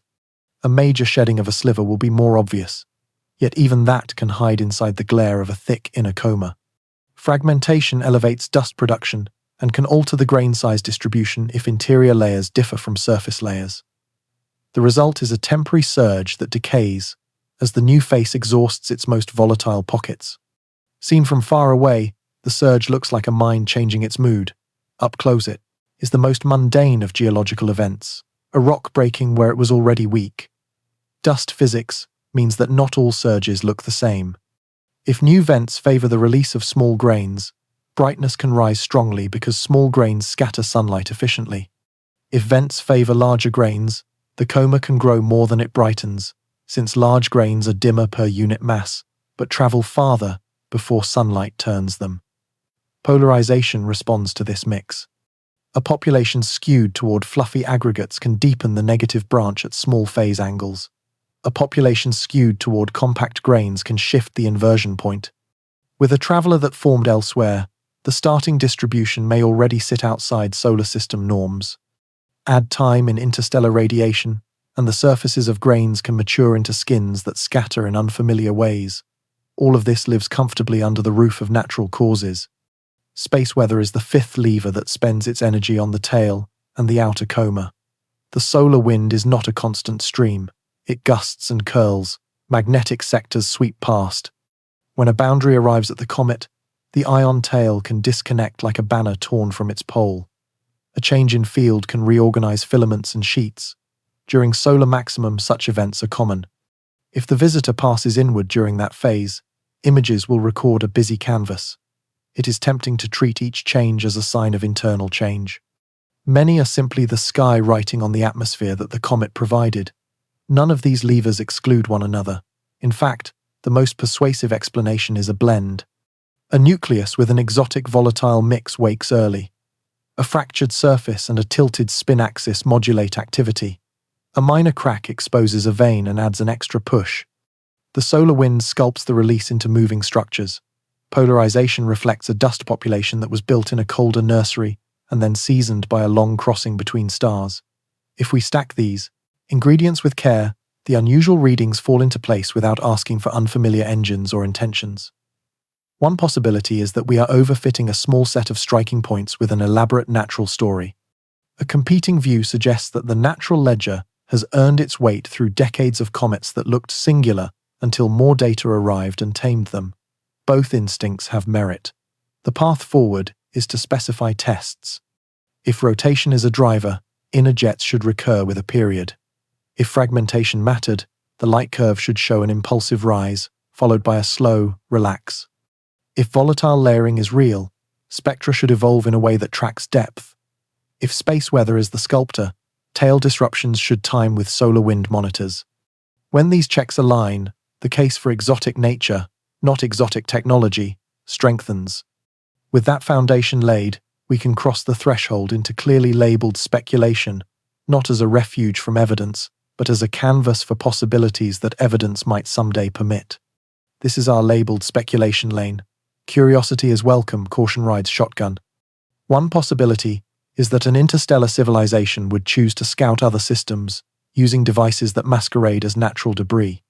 The logic is clean on paper. Natural comets are allowed everywhere. Their paths follow gravity. Their activity is expected. A small object that behaves mostly like a comet could pass by multiple worlds, sample atmospheres, map magnetic fields, and test communications, all while hiding inside the noise of a crowded sky. A visitor that lines up a pass near the red planet and then moves inward across the orbits of the inner worlds offers a tour that any careful engineer would prize. The first test of such a thought experiment is motive and means. Why visit quietly? A competing view suggests that any civilization capable of interstellar probes could read our radio leakage and infer much about us without stopping. The counterpoint is that some data only come from proximity.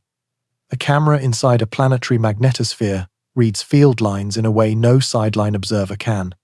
A sensor that tastes upper air directly can build a more honest inventory of gases than a distant spectrum can. The means are harder. Crossing interstellar space takes time. A patient culture might prefer small autonomous scouts that spend centuries in transit.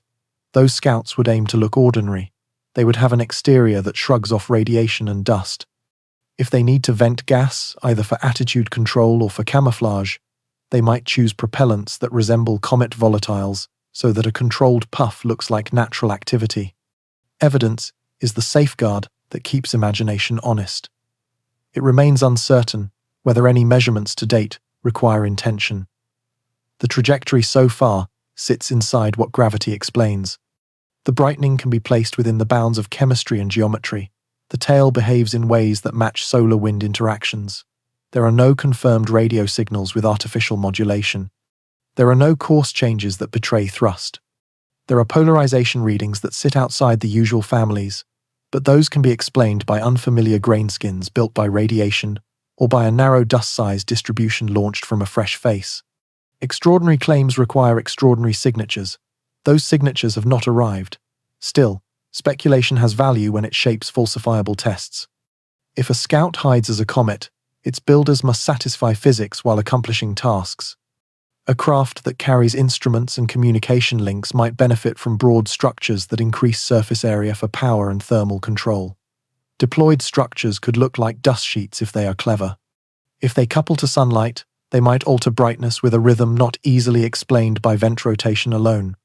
A minority view holds that subtle, periodic modulations in light curves could hint at intentional cycling. Evidence is limited, and one inference is that any such modulation must compete with natural rotation signatures and with the mess of changing geometry. A more decisive clue would be a transient, narrow-band emission in radio or microwave wavelengths that repeats in a pattern unrelated to known plasma processes. Another would be a non-gravitational acceleration that refuses to fit the standard models for outgassing and that persists after geometry and venting are accounted for. There is a softer class of hints that should be treated carefully. The alignment of a near-planetary pass, the timing during a solar maximum, and the presence of other bright comets in the same season can be woven into a story of cover and camouflage. A competing view suggests that these conditions also maximize scientific opportunity for natural objects and that they appear together because of survey reach and orbital happenstance. The safe rule is to distrust patterns built from few examples and to prefer patterns that survive new seasons and new objects. If future interstellar visitors arrive with similar alignments and similar odd polarization curves, then the speculative ledger gains more ink. The most responsible role for the scout idea in this documentary is to sit on a labeled shelf. It is a narrative engine that invites questions without insisting on answers. It encourages observers to look for clean tests rather than for vibes. It reminds us that nature does not fear our curiosity. If a signal lives in the data, it will endure tests. If a signal fades under better geometry and better calibration, the natural ledger wins again and our understanding still grows. A final thought about temperament. Wonder does not require a verdict of intention. The known universe already contains enough strangeness to fill a life. If this traveler is only a shard of ice and dust from a distant nursery, then it is still a messenger from another Sunday. If it is more, then patience will be rewarded with clarity that no one will need to whisper. Between those poles we work. We design checklists, we coordinate instruments, we compare notes, and we keep the speculative door unlocked but closed. Now that the idea has been raised and bracketed, we return to a different open possibility that demands no minds at all. The chance that our sky is tasting the outer edge of a debris field flung long ago by violence in another system. Violence builds landscapes. In young planetary systems, worlds grow by collision, and many do not survive intact. Some are shattered, and their fragments are scattered into the dark between stars. Close passages between stars can also yank icy bodies from distant reservoirs and fling them outward forever. If such events are common across the galaxy, then interstellar space should carry a thin drizzle of debris. We would notice only the pieces that happen to thread our neighborhood. This is the debris field idea. It stays inside known physics. It asks whether our visitor is part of a larger spray, and whether the spray can explain unusual chemistry and dust behavior without invoking intention. Begin with ejection mechanisms. When a massive object sweeps through the outskirts of a planetary system, it can steal comets from the host star with a simple gravitational assist. Those bodies then wander on hyperbolic paths that cross the quiet between suns. Over millions of years, they mix with debris from other systems. A giant impact inside a young system can also launch rubble beyond the grasp of that star. The distribution of fragments by speed will be broad. Most will remain bound. A minority will escape with velocities that carry them across interstellar distances.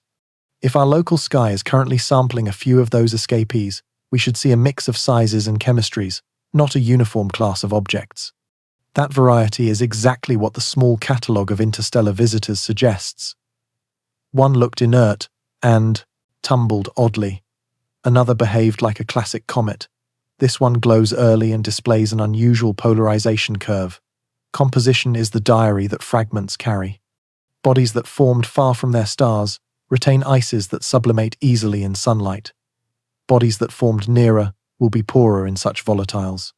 If a debris field sent us a piece from a cold nursery, we would expect gas production at larger distances and a coma that wakes early. Spectroscopy that favors carbon dioxide over water would be a natural outcome of that origin.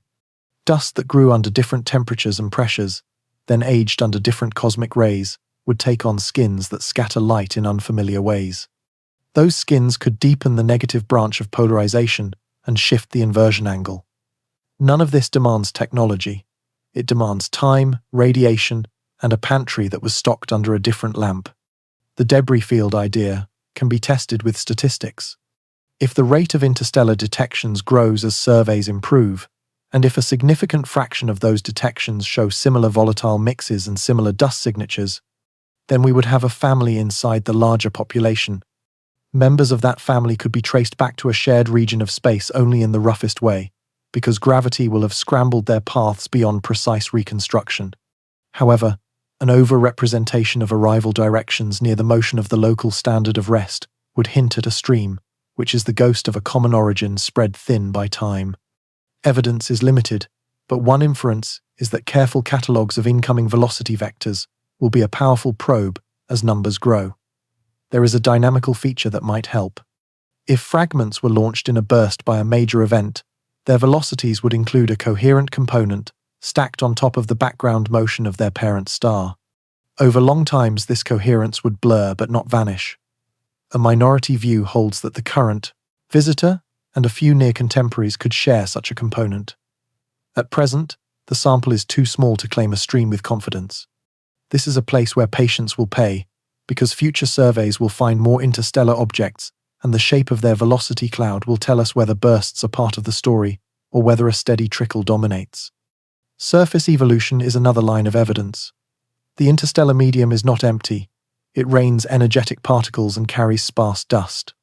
A fragment that wanders for 1 million years acquires a rind of processed material. Laboratory simulations show that carbon-rich coatings can form on icy mixtures under such irradiation. Those coatings alter how grains charge and scatter light. If a debris field supplies fragments with such seasoned skins, then polarization curves that feel alien by local standards are exactly what we should expect. As the fragment warms near a new star, that rind may flake or spall. Fresh interior surfaces may appear in steps. The light curve can then rise in small plateaus as each layer peels open. That is a natural source for the impression of behavior in stages. A practical benefit of the debris field hypothesis is that it teaches us what to measure next. Seek precise colors and spectra to map volatile ratios. Map polarization over a large range of phase angles to lock the full curve. Record light curves with enough cadence to catch plateaus and pulses that could match the opening of layered strata. Compare these signatures across interstellar objects as they are found. Look for clusters in parameter space. If a cluster appears, then we will have a fingerprint for a source environment, not a single source event, but a region of formation and early history that produces similar travelers. None of this argues that our visitor must be part of a specific ancient catastrophe. It argues that catastrophic ejection and steady stripping by stellar encounters both populate interstellar space with candidates. We are at the start of a new kind of astronomy in which small objects from other systems act as sample return missions delivered by gravity. Their arrival times may be coincidental rather than coordinated. Their stories will still be rich. If the debris field idea is right, then the green halo we watch tonight is the whisper of a faraway disk that baked planets and broke them, that ejected shards into the cold, and that forgot about them long before our species learned to name them. We are now ready to widen the frame again. Interstellar visitors sharpen an older question that has haunted astronomy for generations.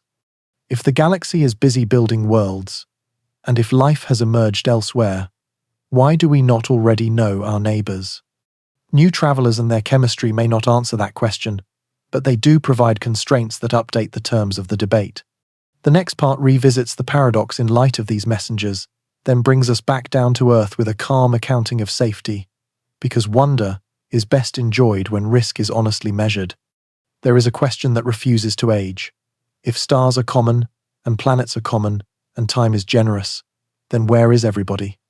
The paradox carries many formal names, yet its heart is a simple mismatch between expectation and experience. Interstellar visitors do not answer it, but they do bring fresh pieces for the board. Each shard of ice or sliver of rock that wanders through our system is a courier of chemistry and structure from another nursery.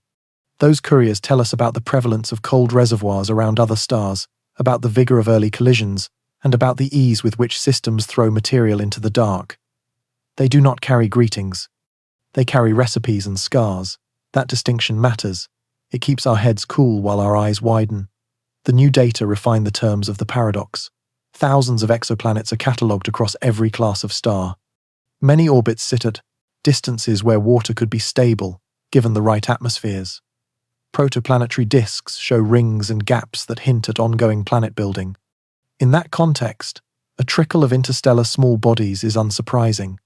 Their presence confirms that disks not only build worlds, they also eject leftovers.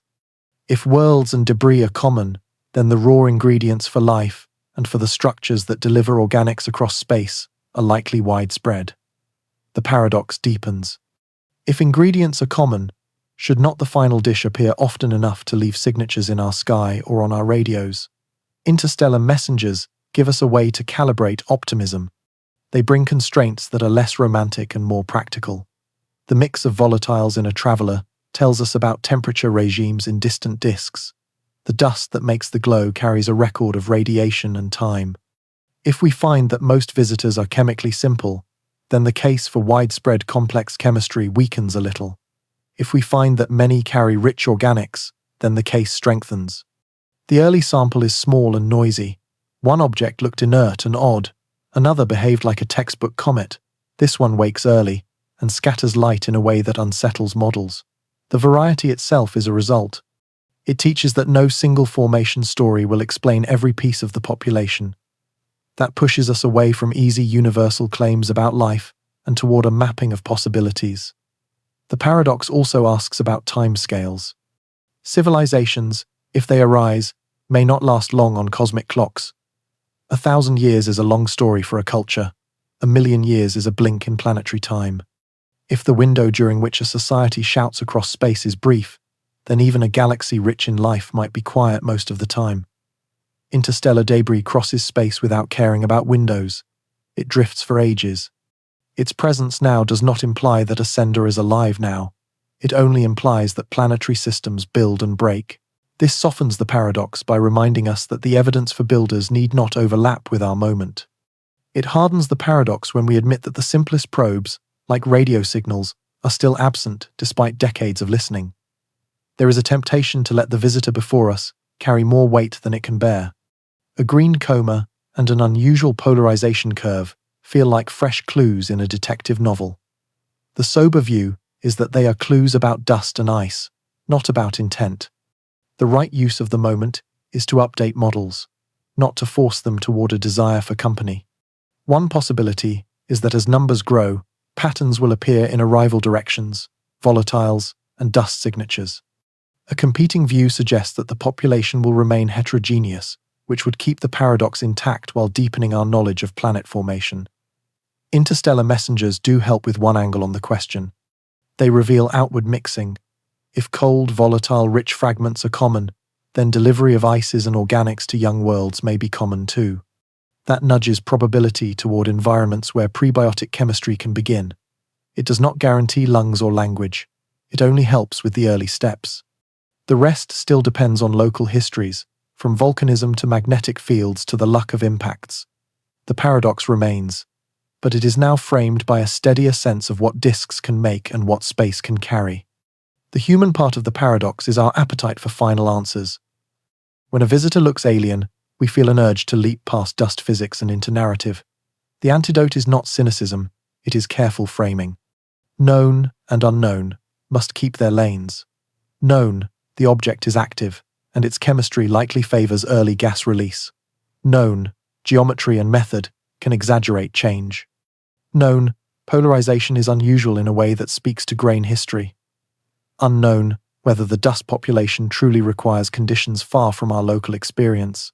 Unknown, whether this case will stand alone or become a member of a new family as more examples arrive. Unknown, whether the galaxy holds neighbors who announce themselves, or whether silence remains its most common song. From paradox we return to comfort. Curiosity does not have to flirt with fear. The trajectory of this traveler keeps it far from Earth. There is no path that bends it into danger for us. Spectacle is not the same as risk. In the next part, we will put that comfort into plain language. We will measure distance with metaphors that fit a kitchen table, then lay out the kinds of effects that comets do have on technology and skies when they pass safely through a system. Wonder is sharpest when paired with perspective. That pairing keeps faith with viewers who are watching with wide eyes and steady hearts. Before we climb farther into the unknowns, we should hold steady on what the path tells us about risk. The orbit of this traveler is mapped by thousands of position measurements. The fit to gravity is precise enough that small errors average away. The conclusion is calm. Closest approach to our planet remains a comfortable stretch of space, far beyond the distance at which any dust or gas could matter for daily life. Think of the distance between Earth and the Sun as a long road. This visitor passes on a parallel highway, well outside the median. It does not turn off toward our lane. There is no credible scenario where geometry suddenly changes, because large course changes would require forces that measurements would immediately reveal. Comets can raise eyebrows for other reasons that have nothing to do with impacts. They shed dust, and that dust can drift into meteor streams that about once in a while brush past a planet. Such encounters can seed brief meteor showers. That outcome is not on the table here. The geometry does not place a fresh stream on our path. Even when meteor streams cross us, the effects are modest and often delightful. Bright streaks, occasional fireballs, no hazard for those on the ground. Satellites are built with shields and avoidance procedures. They weather micrometeoroids routinely. The great majority of dust grains are too small to be noticed by anything but sensitive instruments. The tail itself poses no threat. It is an emblem more than a substance. The ion component is unimaginably thin. The dust component is thinner than any smoke you have ever seen. If such a tail were to cross the area near Earth, our world would move through it as if through a whisper. Radio signals would continue. Power grids would hum. Flights would arrive and depart. The delicate parts of modern life are more sensitive to solar storms than to the breath of a comet. Space weather, that restless wind from the sun, is already part of the daily environment for satellites and astronauts. It is monitored and forecast. A comet near the sun may mark pretty interactions with that wind. It does not meaningfully change the wind itself. There is a different class of concern that appears in headlines when a season feels crowded. People see multiple comets and a few harmless asteroids, and they fear a pattern that points toward danger. We addressed pattern seeking earlier, but it bears repeating here in the safety context. Improved surveys have multiplied detections, better cameras find more visitors. That success can make normal seem new. The comfort lives in the catalogues, the orbits are known, the margins are wide. When there is even a small chance that a near-Earth object could pass inside distances that matter for hazard, alert chains go active and professionals talk about it plainly. Silence in this area is not policy. It is evidence that the numbers are boring in the best way. The show in the sky can still affect technology and science, but in ways we choose. Observers will point cameras and gather spectra. Data rates will rise. That is a happy load. Scientific instruments on orbit may check modes that were designed for other tasks and see what they can learn. Operators will plan around sunlight and target angles. Amateur networks will schedule nights and share what they find. The most visible effect for the rest of us is cultural. Nighttime attention will shift upward. People will step outside before dawn. A child will see a faint smear and ask a question that turns into a career. Wonder changes trajectories of lives, not the trajectory of the comet. It helps to translate distance into ordinary scale. If the sun were a lamp at the far end of a football field, Earth would be a small bead near the 1/3 mark. This visitor would pass well beyond that bead, nowhere near striking it, and would continue its run past the lamp into the far stands on the other side. The scene would be impressive. It would not be a collision. You could sit in the bleachers and watch without flinching. The analogy is rough, yet it captures the thing that matters. Safe distance, no surprises large enough to break the plot. One possibility that worries attentive viewers is a hidden force that could bend the path. A non-gravitational nudge from outgassing can alter a small body's motion. Astronomers know this, and they include such terms in orbit fitting when warranted. If a sustained push existed that could change risk, it would show up as a growing mismatch between predicted and observed positions. That mismatch is not present. The path continues to match the gravity, only model within the tiny scatter expected from measurement noise. We can keep watching for subtle drifts because curiosity demands it. Safety does not require alarm, a final word on how wonder and caution share space. It is not naive to be excited by a green shell and a spinning tail. It is not reckless to admit that some measurements are unusual. The responsible stance is to carry both a smile and a checklist. Smile, because the sky is doing something rare and beautiful. Checklist, because we will learn more if we ask the right questions at the right times. In the next part, we will gather those questions. We will lay out what to watch for in the coming days and weeks. We will tie each signature to a possible explanation and to a clear outcome. That way, viewers become participants, and the story becomes a shared investigation rather than a parade of breathtaking frames. Curiosity grows sharper when it knows where to look. The next stretch of this story is a set of windows, each tied to an instrument, a vantage, and a signature that can move claims from talk to traceable evidence. Begin with the orbiters near the red planet. Their cameras can resolve structure in the inner coma that distant eyes smear into a glow. If short fans or asymmetrical arcs appear close to the core, and if those features repeat with a rhythm, then rotation is writing on the image. Viewers can watch for posted sequences rather than single frames. A sequence that shows a feature sliding around the nucleus with a regular period is the cleanest clock we can ask for. Spectrometers on those spacecraft can add the chemistry line. A spectrum rich in carbon dioxide with comparatively weak water traces will support the early wake scenario. A spectrum that evolves towards stronger water as the object moves inward will confirm the shift many models expect. During the conjunction lull, heliophysics images that guard the sun may catch the traveler as a thin streak in their wide fields. Their data are not tailored for comets, yet they are perfect for watching the behavior of an ion tail under stress. What to watch for is a sudden severing of the tail, followed by a rebuild. That is a disconnection event. If one appears, cross-check the timing against records of a gust in the solar wind. A match places one more puzzle piece cleanly. It tells us that the dramatic break was not internal drama. It was the star flexing. As the comet emerges from the glare into the morning sky, ground observers take the lead again. Photometry, with conservative repeatable settings, will tell us whether the pre-conjunction rise is continuing or whether the curve is leveling as heating begins to slow. The key is cadence and consistency. If the same observers apply the same apertures and background treatment night after night, their line becomes a trustworthy narrative of real change rather than a collage of techniques. A steady flattening would support the ordinary arc of activity past closest approach to the Sunday. A new step or sudden drop would point to fragmentation or to a shift in the active mix of ices. Polarimetry is the most decisive test for the dust puzzle. The path forward is a campaign that maps polarization across many phase angles. Watch for postings that show a curve, not just a point. If the negative branch remains deeper than ordinary families at small angles, and if the inversion angle remains displaced as the comet moves through new geometries, then the dust population truly sits outside local classes. If the curve relaxes toward familiar shapes as the phase angle grows, then the early anomaly was likely a transient blend of sizes and textures that smoothed out with time. Either way, a curve replaces a hunch. Images should hunt for repeating jets in the inner coma. If a fan reappears in the same orientation relative to the nucleus after a predictable interval, that nails a rotation period. With a period in hand, compare photometric wiggles to the spin. If brightness peaks when the jet faces the sun, that is a clean link between surface geography and light curve structure. If peaks drift relative to the jet, then other factors are at work, such as changes in phase angle or geometry with Earth. These checks keep stories honest.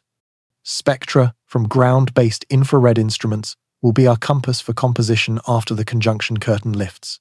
Look for reports of how carbon dioxide, water, and any detected organics change with time. An early dominance of carbon dioxide that yields to water nearer the sun would confirm a layered inventory. A persistent carbon dioxide strength would sharpen the case that this nucleus carries an unusual pantry for its size. If exotic organics are identified, even tentatively, that would energize the broader question of what chemistry distant nurseries can build. A small but powerful checklist applies to tail behavior. Watch the direction of the ion tail relative to the sun on each image.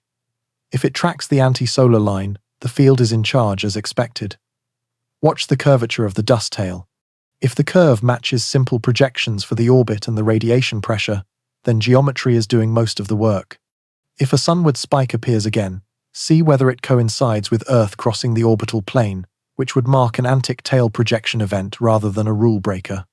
Each match knots the narrative to physics and releases us from rumor. Finally, keep an eye on the post-conjunction brightness in ordinary binoculars and small telescopes. If the comet emerges gentler than the buzz suggested, that is the teaching moment that shows how glare and timing inflate impressions. If it emerges still vigorous, then the season will carry a second act worthy of the first. In both cases, the audience becomes part of the observation. Step outside before dawn. Note the sky conditions.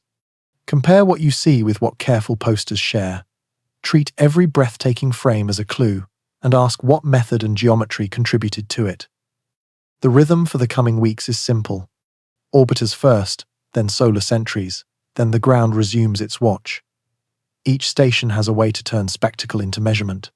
In the next part, we show how those measurements are woven into confidence, how independent teams and open archives turn individual nights into knowledge that lasts, and how a viewer can recognize the difference between a striking image and a settled result. Spectacle draws us in, confidence lets us stay. Between a beautiful image and a settled result, there is a path that science walks every time. It begins with independent eyes, looking at the same sky.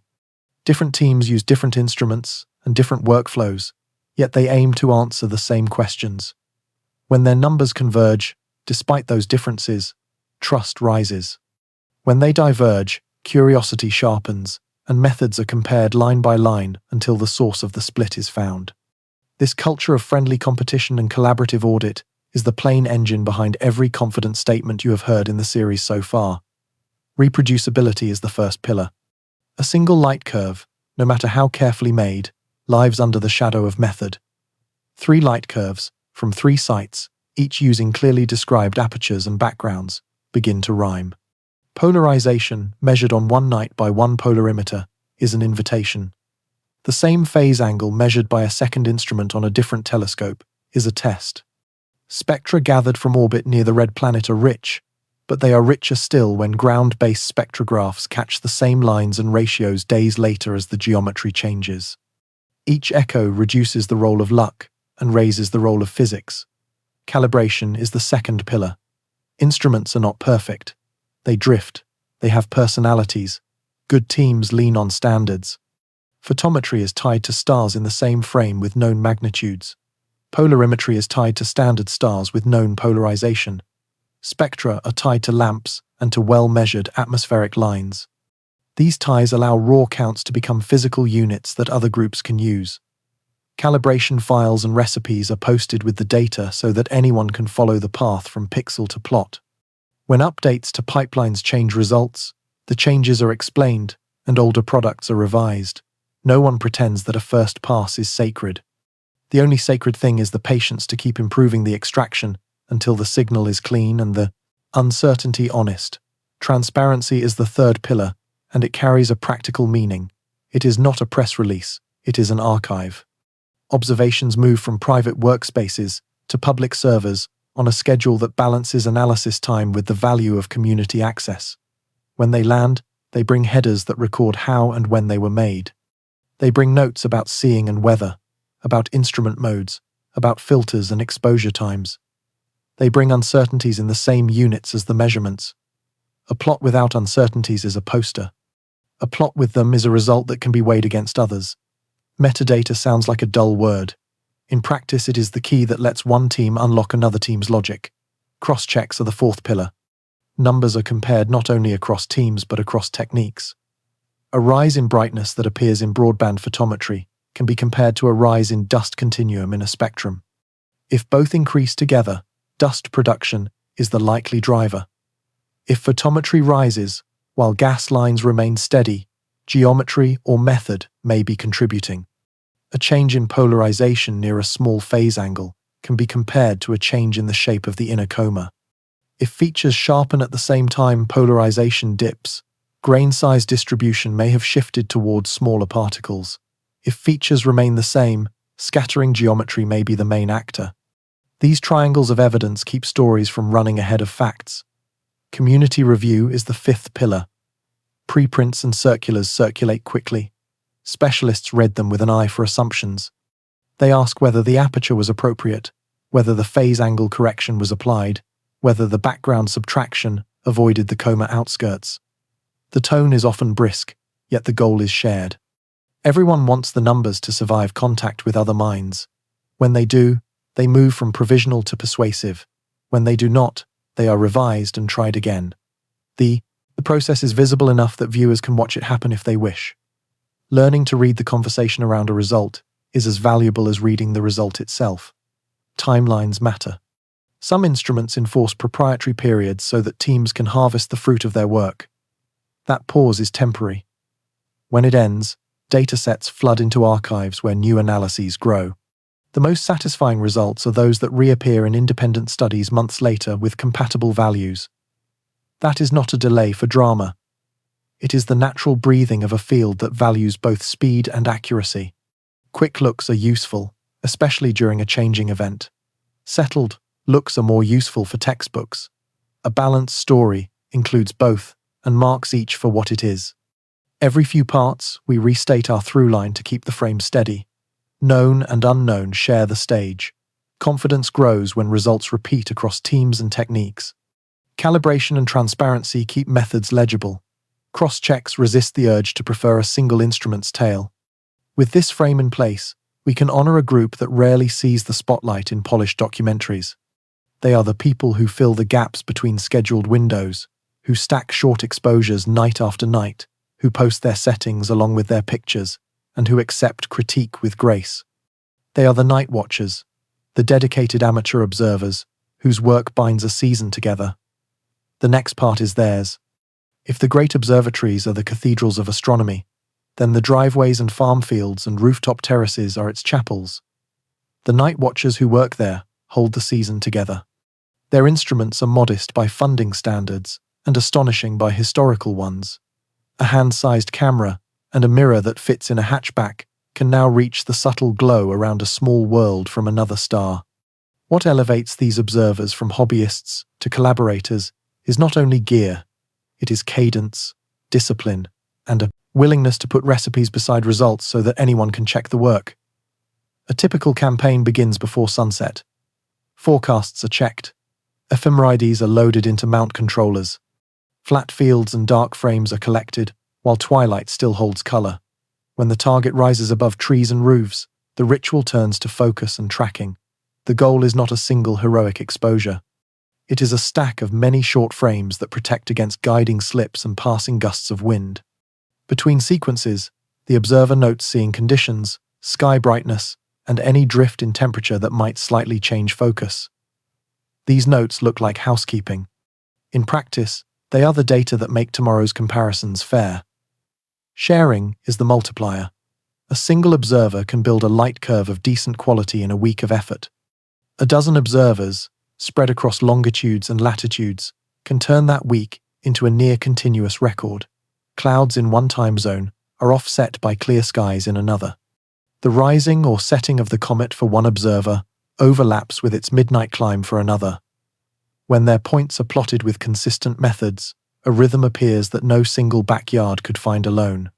This rhythm is what lets us see rotation signatures, what lets us spot plateaus that might hint at fragmentation, and what lets us separate geometry effects from genuine changes in activity. Color images from the night watchers do more than delight. Their channels are often calibrated so that green, red, and blue are not only pretty but also informative. If the green channel swells while the others remain steady, it invites a deeper look. Perhaps diatomic carbon is glowing more strongly.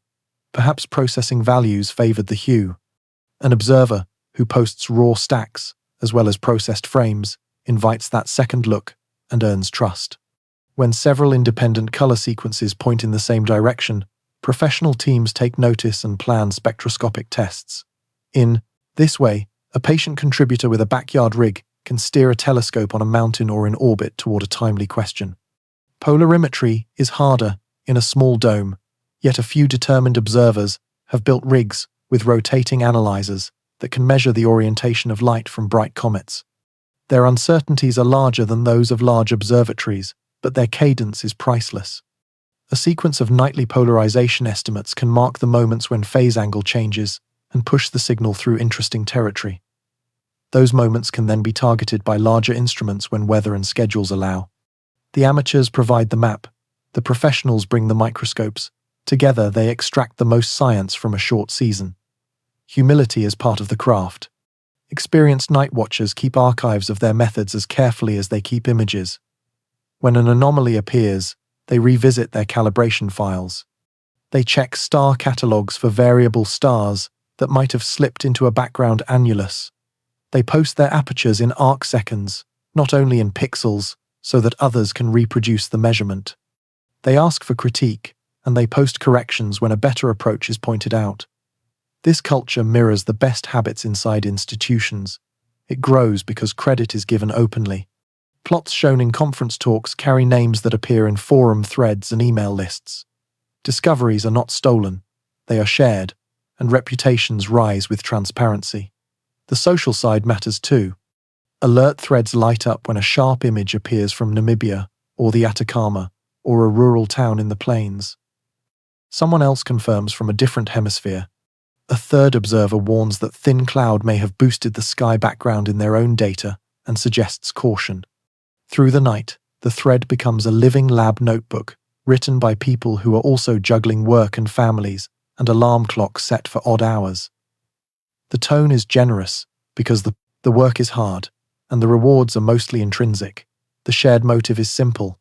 Curiosity is a joy, and participation turns the sky from spectacle into partnership. There are limits. Small apertures cannot see as faint as large ones. Urban light eats contrast that desert skies deliver for free. Amateur polarimetry cannot chase tiny percentage changes at extreme phase angles with the confidence that a large facility can. These limits do not erase the value. They define the lane in which the night watchers excel. Cadence, rapid response, cross-checks on processing choices, and the early flagging of features that deserve bigger glass. In recent years, coordinated projects have elevated this lane further. Teams adopt common reduction software. They agree on standard apertures for photometry. They share plate-solving routines so that field rotation is handled uniformly. Each of these choices trims scatter and pushes the quality of the combined product toward professional standards.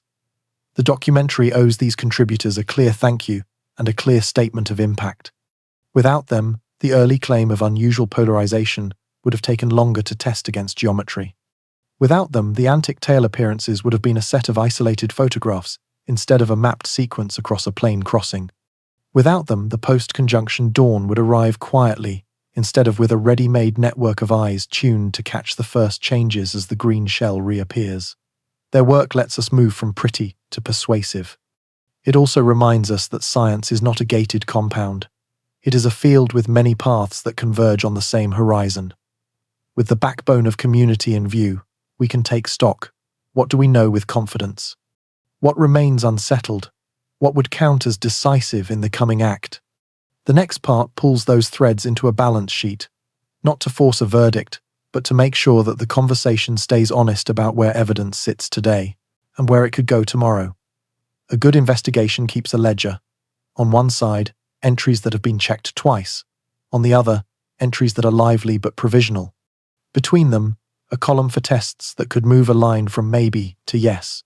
Our visitor deserves that accounting, not to dim the wonder, but to give it a frame that will still hold when the season ends. Start with the known. The orbit is secure. Thousands of astrometric measurements tie the path to gravity with residuals that sit comfortably inside expected scatter. There is no sign of a sustained force beyond sunlight and venting that would bend the track in surprising ways. Composition has a backbone. Spectra secured at long range show strong signatures from volatiles that activate early. Carbon dioxide features appear more prominent than waterlines when the object is still far from the sunday. That mix explains an early coma and the sense that the light curve woke ahead of schedule. The green glow is understood in principle. Fluorescence from specific carbon-bearing molecules produces narrow lines that sit where detectors are most eager. Images that show a vivid rim are honest translations of that line into color space. Geometry claims another set of knowns. Anti-tail scenes fall into place when Earth crosses the orbital plane. Ion tails align with the anti-solar vector and detach in step with space weather disturbances. The apparent speed of developments increases as the object nears the Sun because the clock of phase angle and distance compresses. Conjunction is a law, not a policy. When the separation from the Sun is small, Large observatories back away for safety and for contrast. That blackout is predictable and temporary. When the star moves aside, eyes return. Add to the ledger the culture of measurement. Multiple independent light curves that use consistent apertures agree on the timing of rises and plateaus. Color sequences from different sites report similar relative strength in green when conditions are comparable. A limited set of polarization points place the object in a corner of the plot where few neighbors live. The points are real. The uncertainties have been shown. Methods for subtraction and aperture choice have been described. These are the markers of work that welcomes checking. Now list the unknowns with the same candor. The full polarization curve across a wide range of phase angles is not yet in hand. A handful of measurements hint at unusual dust. Without the curve, we cannot pin the grain size distribution or surface textures with confidence. The nucleus size remains bounded, but not measured directly. Upper limits exist. Plausible ranges are discussed. A direct resolution would shrink the space in which models must live. The depth profile of volatiles is inferred rather than mapped. Early spectra favor carbon dioxide. The shift toward or away from water as heating grows needs a time series with consistent instruments to fix the rate of change. The role of rotation is suggested by inner coma asymmetries and by small wiggles in photometry. A clean period with phase-coherent jets has not yet been locked. The unknowns are not failures. They are invitations for decisive tests.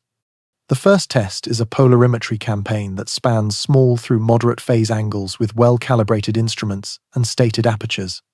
Plot the negative branch, locate the inversion point, measure the rise toward maximum. If the entire curve sits outside known families, the dust is truly different. If it curves toward ordinary values at new angles, the early anomaly was a transient mix. The second test is a resolved look at the inner coma from a fortunate platform. Short fans that repeat with a rhythm would fix the rotation period and identify active regions. With a period in hand, photometric modulations can be phased and separated from geometry. The third test is a spectral time series that covers the weeks before and after closest solar. Approach with comparable sensitivity. Track the relative strengths of carbon dioxide lines and water lines. Add any detected organics and watch their evolution. A layered inventory should write itself into those ratios. A uniform inventory would argue for different physics, such as changes in the efficiency with which dust is lifted at constant gas mix. The fourth test is a tail weather log built from heliophysics images and ground-based frames. Time disconnection events against solar wind changes recorded by upstream monitors. Confirm that the most dramatic breaks coincide with gusts rather than with internal surges. Each match moves spectacle into the column marked understood. There is also a test for the subtler worries. Fit the orbit with and without a standard non-gravitational term that models outgassing. If the fitted term remains small and stable when new positions arrive, that supports the claim that venting has not pushed the object into unmodeled territory. If the term grows or changes sign unexpectedly, that is a flag to check for fragmentation or for evolving vent geometry. Neither implies risk. Both sharpen our picture. A ledger should also carry context, because context determines how unusual really is. Compare the emerging measurements to those of the two confirmed interstellar visitors that came before. One looked inert. One looked like a textbook comet. This one wakes early and polarizes oddly. Variety across 3 points is not a trend. It is a promise that the population is broad. As surveys improve, more points will arrive. The ledger will earn more ink. Patterns will either appear or they will refuse to form, which is a pattern of its own. Every 5 parts we pause to restate the thread. Known and unknown share the stage. The knowns here are enough to anchor curiosity. The unknowns are specific and testable. The decisive measurements have names and methods, and likely schedules. That is how wonder matures into knowledge without losing its charge. In the next part, we turn the ledger into a plan for story, because facts do not carry themselves to audiences. They need architecture, pacing, and the right questions at the right beats. The visitor is our subject. The craft of telling is our tool. A good science story is a bridge between numbers and nerves. It carries facts without dropping them, and it carries feeling without flooding the banks. For this visitor, the bridge needs a spine that repeats, a rhythm that keeps curiosity primed, and a promise that every dramatic beat is pinned to something you can check. The spine is the axis we have repeated all along. Known and unknown travel together. Each scene states what is measured, what is inferred, and what remains open. The rhythm is a sequence of questions that narrow as evidence grows. The promise is a set of honest cues that tell the audience when we are in measurement and when we are in possibility. We begin with an immediate paradox designed at kitchen table scale. In the opening minutes, viewers hold two claims at once. The object brightened faster than casual expectations, and our best cameras looked away just then. That duality hooks the imagination, while our script immediately names the mundane machinery that can produce the gap. Safety limits for instruments near the Sunday scheduling, calibration, transparency about process does not weaken the pull. It raises trust, so the audience accepts a slower burn in exchange for a more reliable fire. Then we pivot to how brightness predictions are made, because the audience deserves a solid floor before we test whether our traveler has stepped off the expected line. We use crisp analogies. A light curve is a weather forecast for light rather than rain. Apertures are the circle you choose to count light inside, like choosing how much of a campfire to include in a photograph. Seeing is the air shimmy that smears the picture. These images sit beside real mechanisms. Sublimation of volatiles, scattering by dust, phase angle geometry. The goal is not to drown with details. It is to give just enough that later claims about anomaly feel earned. Once the tools are in hand, we turn to speed and geometry. We show how falling inward compresses time and how shifting angles can boost brightness without any change in the engine. A simple graphic can carry the idea. 3 points in space: Sunday, object, observer. The angle between them grows and shrinks. Scattering prefers some angles. The plot climbs when that preference points at us. The effect is generous and elegant. Audiences respect that kind of elegance. It gives them a way to talk about the images they are seeing with better words than wow. Color is our next controlled reveal. Green appears early. We name the molecule that sings. We show a spectrum with one bright line and explain why camera processing choices make the hue leap off the screen. We place rotation in the same frame, suggesting how a spinning nucleus can make the green pulse slightly without assigning mood to the rock. Throughout, the script makes a habit of labeling speculation. One possibility is, and a competing view suggests, are phrases that keep the lane wide without mixing it with the shoulder. Shape follows color. We stage an apparent rule break. A sunward spike seems to say no to physics.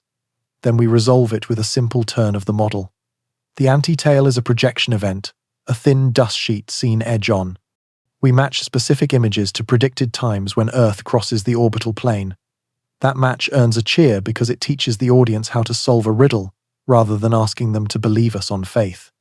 At the midpoint, we raise the dust riddle that has teeth. Polarization bends away from familiar families. We resist melodrama. We explain what a negative branch is, what an inversion angle is, and why small structures on grains can rotate the preferred orientation of light. We leave the puzzle intact, and we give the plan for how to test it: more angles, better calibration, a curve that shows whether the anomaly persists across geometry. Viewers now carry a checklist. They know what results to watch for. They become allies rather than spectators. The blackout sequence arrives next, framed as a natural blindfold that happens to fall during peak activity. We keep tension by promising a return with new eyes. Orbiters near the red planet first, solar sentries second, ground networks last. Each is tied to signatures, jets that recur and fix a rotation. Tail breaks timed to gusts in the solar wind. Spectra that shift from carbon dioxide heavy to water heavy, or not. Polarization that either remains odd or relaxes toward ordinary. The documentary becomes a timepiece. The audience begins to anticipate beats rather than drifting through spectacle. Throughout, we structure micro cliffhangers that do not trade on fear. After a scene of a vivid green rim, we end with a compact question. Is the color a camera story or a chemistry story?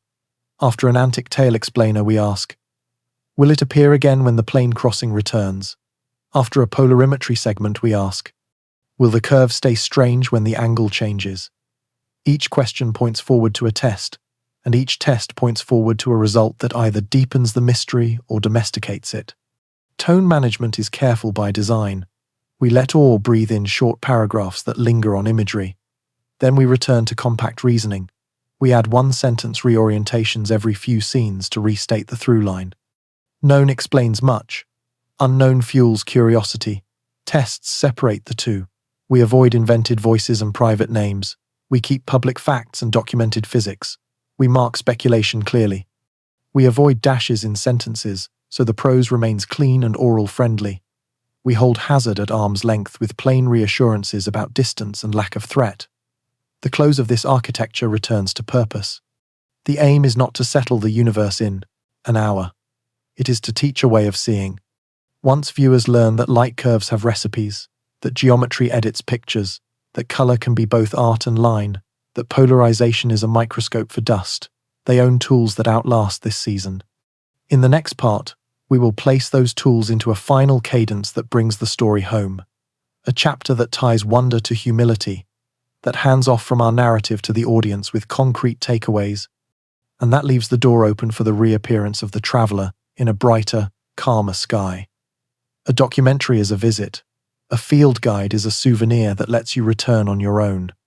Before our traveler vanishes into morning light and calendars, we can gather the simple habits that turn a bright smear into a readable sentence. These habits are not software tricks. They are questions that shape attention. Once learned, they fit in a pocket, and they work for every comet that follows. Begin with the brightness habit. When a frame glows more than last week, ask how the number was made. Did the observer use the same circle to sum the light? Was the background subtracted in the same way? Did the seeing puff the core and push light outward? If the method is steady and the rise still stands, place a small check beside activity. If the method changed, place a small question mark and wait for a consistent series. This single habit deflates many false alarms and leaves the real climbers to tell their story. Add the geometry habit. Every picture holds the sun off screen like a lamp in a studio. Ask where that lamp sits. Ask how far the object is from Earth today versus last week. Ask what the phase angle is doing. A sweet spot for forward scattering can pour extra light toward us without any change in the engine. A smaller distance to us can stack with a smaller distance to the sun and make a curve look eager. A good observer will note these numbers. A good viewer will remember to read them. Carry the color habit. The green that sings so well is a narrow voice. It is real, and it can be stretched by the choices we make when we process an image. Look for spectra, or for notes on filters that explain which part of the light the camera favored. If a series shows the green line growing while other channels stay flat, that hints at chemistry. If all channels grow together, that hints at dust production and geometry. Do not choose between beauty and accuracy. Enjoy the hue, then ask the question that makes it honest. Keep the shape habit close. A tail that appears to poke toward the sun is an invitation to sketch the plane of the orbit. If Earth is crossing that plane, a thin dust sheet will look like a spike. When the crossing passes, the spike should fade. Watch for that fade. If a break in the ion tail appears, ask what the solar wind did that day. Watch for a match between the timing of the break and a gust recorded by the sentries that guard the Sunday. When the match lands, the spectacle becomes a classroom. Adopt the polarization habit if you enjoy detective work. You do not need to build a polarimeter to play along. You need only remember the curve. At small phase angles, most comets have a shallow negative branch. They cross through zero at a similar angle and climb to a modest peak. When a traveler sits below that familiar path, something about the dust is different. The test is to collect points across many angles and see whether the whole curve remains shifted or whether an early quirk smooths out. When press notes announce a single odd point, smile and wait for the arc. When a curve arrives and stays odd, the excitement has earned its voice. Practice the cadence habit. A single heroic exposure is a poster. A sequence is a sentence. Stack nights. Normalize to a common star when you compare. Look for features in the inner coma that return with a rhythm. If a fan repeats, a spin rate is whispering to you. If a surge rises like a step, then relaxes slowly, a small fracture may have opened. If a steady fade follows closest solar approach, the engine is playing by the usual rules. Cadence turns instinct into inference. Hold the safety habit gently but firmly. Ask where the path passes in kitchen table terms. If the numbers say far, treat breathless headlines as entertainment. If a non-gravitational term in the orbit fit grows large, expect professionals to talk about it. Until then, let curiosity climb without carrying fear. Wonder thrives in clear air. Finally, honor the community habit. The most useful posts pair images with apertures, backgrounds, phase angles, and uncertainties. Reward that honesty with attention. Share those posts so that better practice becomes the norm. When two independent sequences agree, tell others why that agreement matters. When a polished picture circulates without method, enjoy it, then look for a caption that teaches as well as dazzles. A culture grows from choices like these. Every 5 parts we restate the thread that carried us here. Known and unknown share the stage. Known, early volatiles can wake a coma far from the Sunday. Known, geometry can perform miracles that are safely explained. Known, tales are edited by wind in space. Known, distance keeps risk in the realm of metaphor. Unknown, whether the dust curve will remain odd across all angles. Unknown, whether a resolved inner coma will fix a spin without ambiguity. Unknown, whether post-conjunction spectra will reveal a layered pantry or a uniform mix. These unknowns are invitations, not warnings. The field guide is not a verdict. It is a way to keep the conversation honest and joyful. It asks that we notice process as well as pictures. It gives viewers words that match the work that observers do in the cold hours before dawn. In the next and final part, we will bring the story home.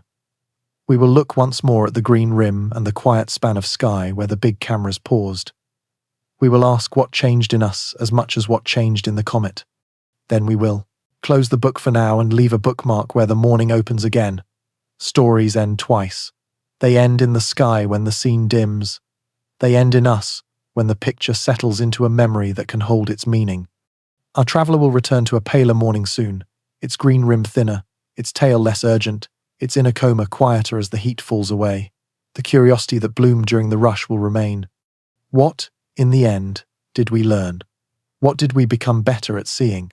We learned that brightening is a conversation between chemistry and geometry. Early volatiles can wake a halo at distances that surprise casual models. Distance to Earth and the angle of scattering can stack their hands to make a rise look sudden. The remedy is not to scold excitement. It is to place numbers beside it. Aperture choices, background methods, phase angles, and distances turn spectacle into a sentence that can be read by anyone who speaks the language of light. We learned that color is a careful translator. Green is real, a narrow voice from carbon molecules singing under sunlight. Processing choices can make that voice ring like a bell. The honest path is to show beauty and to show spectra, to let the audience enjoy both the music and the sheet that scored it. When rotation adds rhythm, when inner fans lean and brighten in step with the spin, color becomes time made visible. That is not mystery solved, that is mystery tutored. We learned how easily perspective tricks us. A sunward spike can look like a rule breaker until the orbital plane passes under our feet and the spike fades on schedule. An ion tail can look severed until a gust in the solar wind is matched to the hour, and the cut becomes an explanation rather than a worry. These are not gotchas. They are reminders that a camera sits in a place, and that understanding begins with drawing the place on paper before drawing conclusions in our heads. We learn to respect a measurement that listens to the orientation of light itself. Polarization placed this object in a rare corner of a familiar plot. That corner tells a quiet story about grains that are not quite like the ones we know best. It points to textures and coatings born in colder kitchens and aged by longer journeys. We did not leap from that corner to intent. We marked it, we described the curve we still need, and we wrote a checklist for the next season when the geometry will let us trace the shape fully. We learned that silence from big instruments is often kindness to the machines rather than secrecy from their keepers. Solar avoidance rules and poor contrast near the sun are not policies that aim to hide. They are practices that aim to preserve. The blackout around conjunction is a law of the stage. The curtain will lift when the star moves aside. When it does, pipelines that were tuned in the lull will pour clean frames into the world, and the world will know more in a day than rumor could provide in a month. We learned what it means for a sky to be crowded. Coincidence is not choreography. Surveys are better, and so discovery is common. That does not dull wonder. It teaches scale. A season with many moving lights gives us a laboratory where comparisons are fair. Unusual becomes meaningful only against a background of ordinary.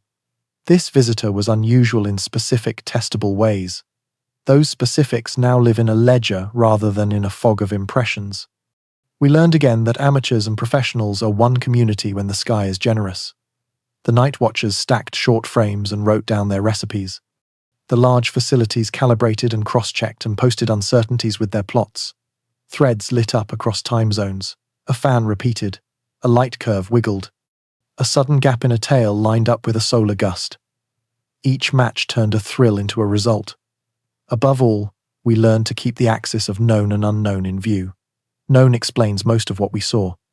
Unknown remains in the dust itself, in the exact path of the polarization curve, in the depth profile of the volatiles, in the fine shape of the nucleus that still hides inside light. Unknown also remains where it should, in possibilities that have labels, in ideas that invite tests, in speculations that are interesting because they are falsifiable rather than interesting because they are wild. When the traveler fades, the afterimage that matters is a set of habits that we carry forward. Ask how a number was made.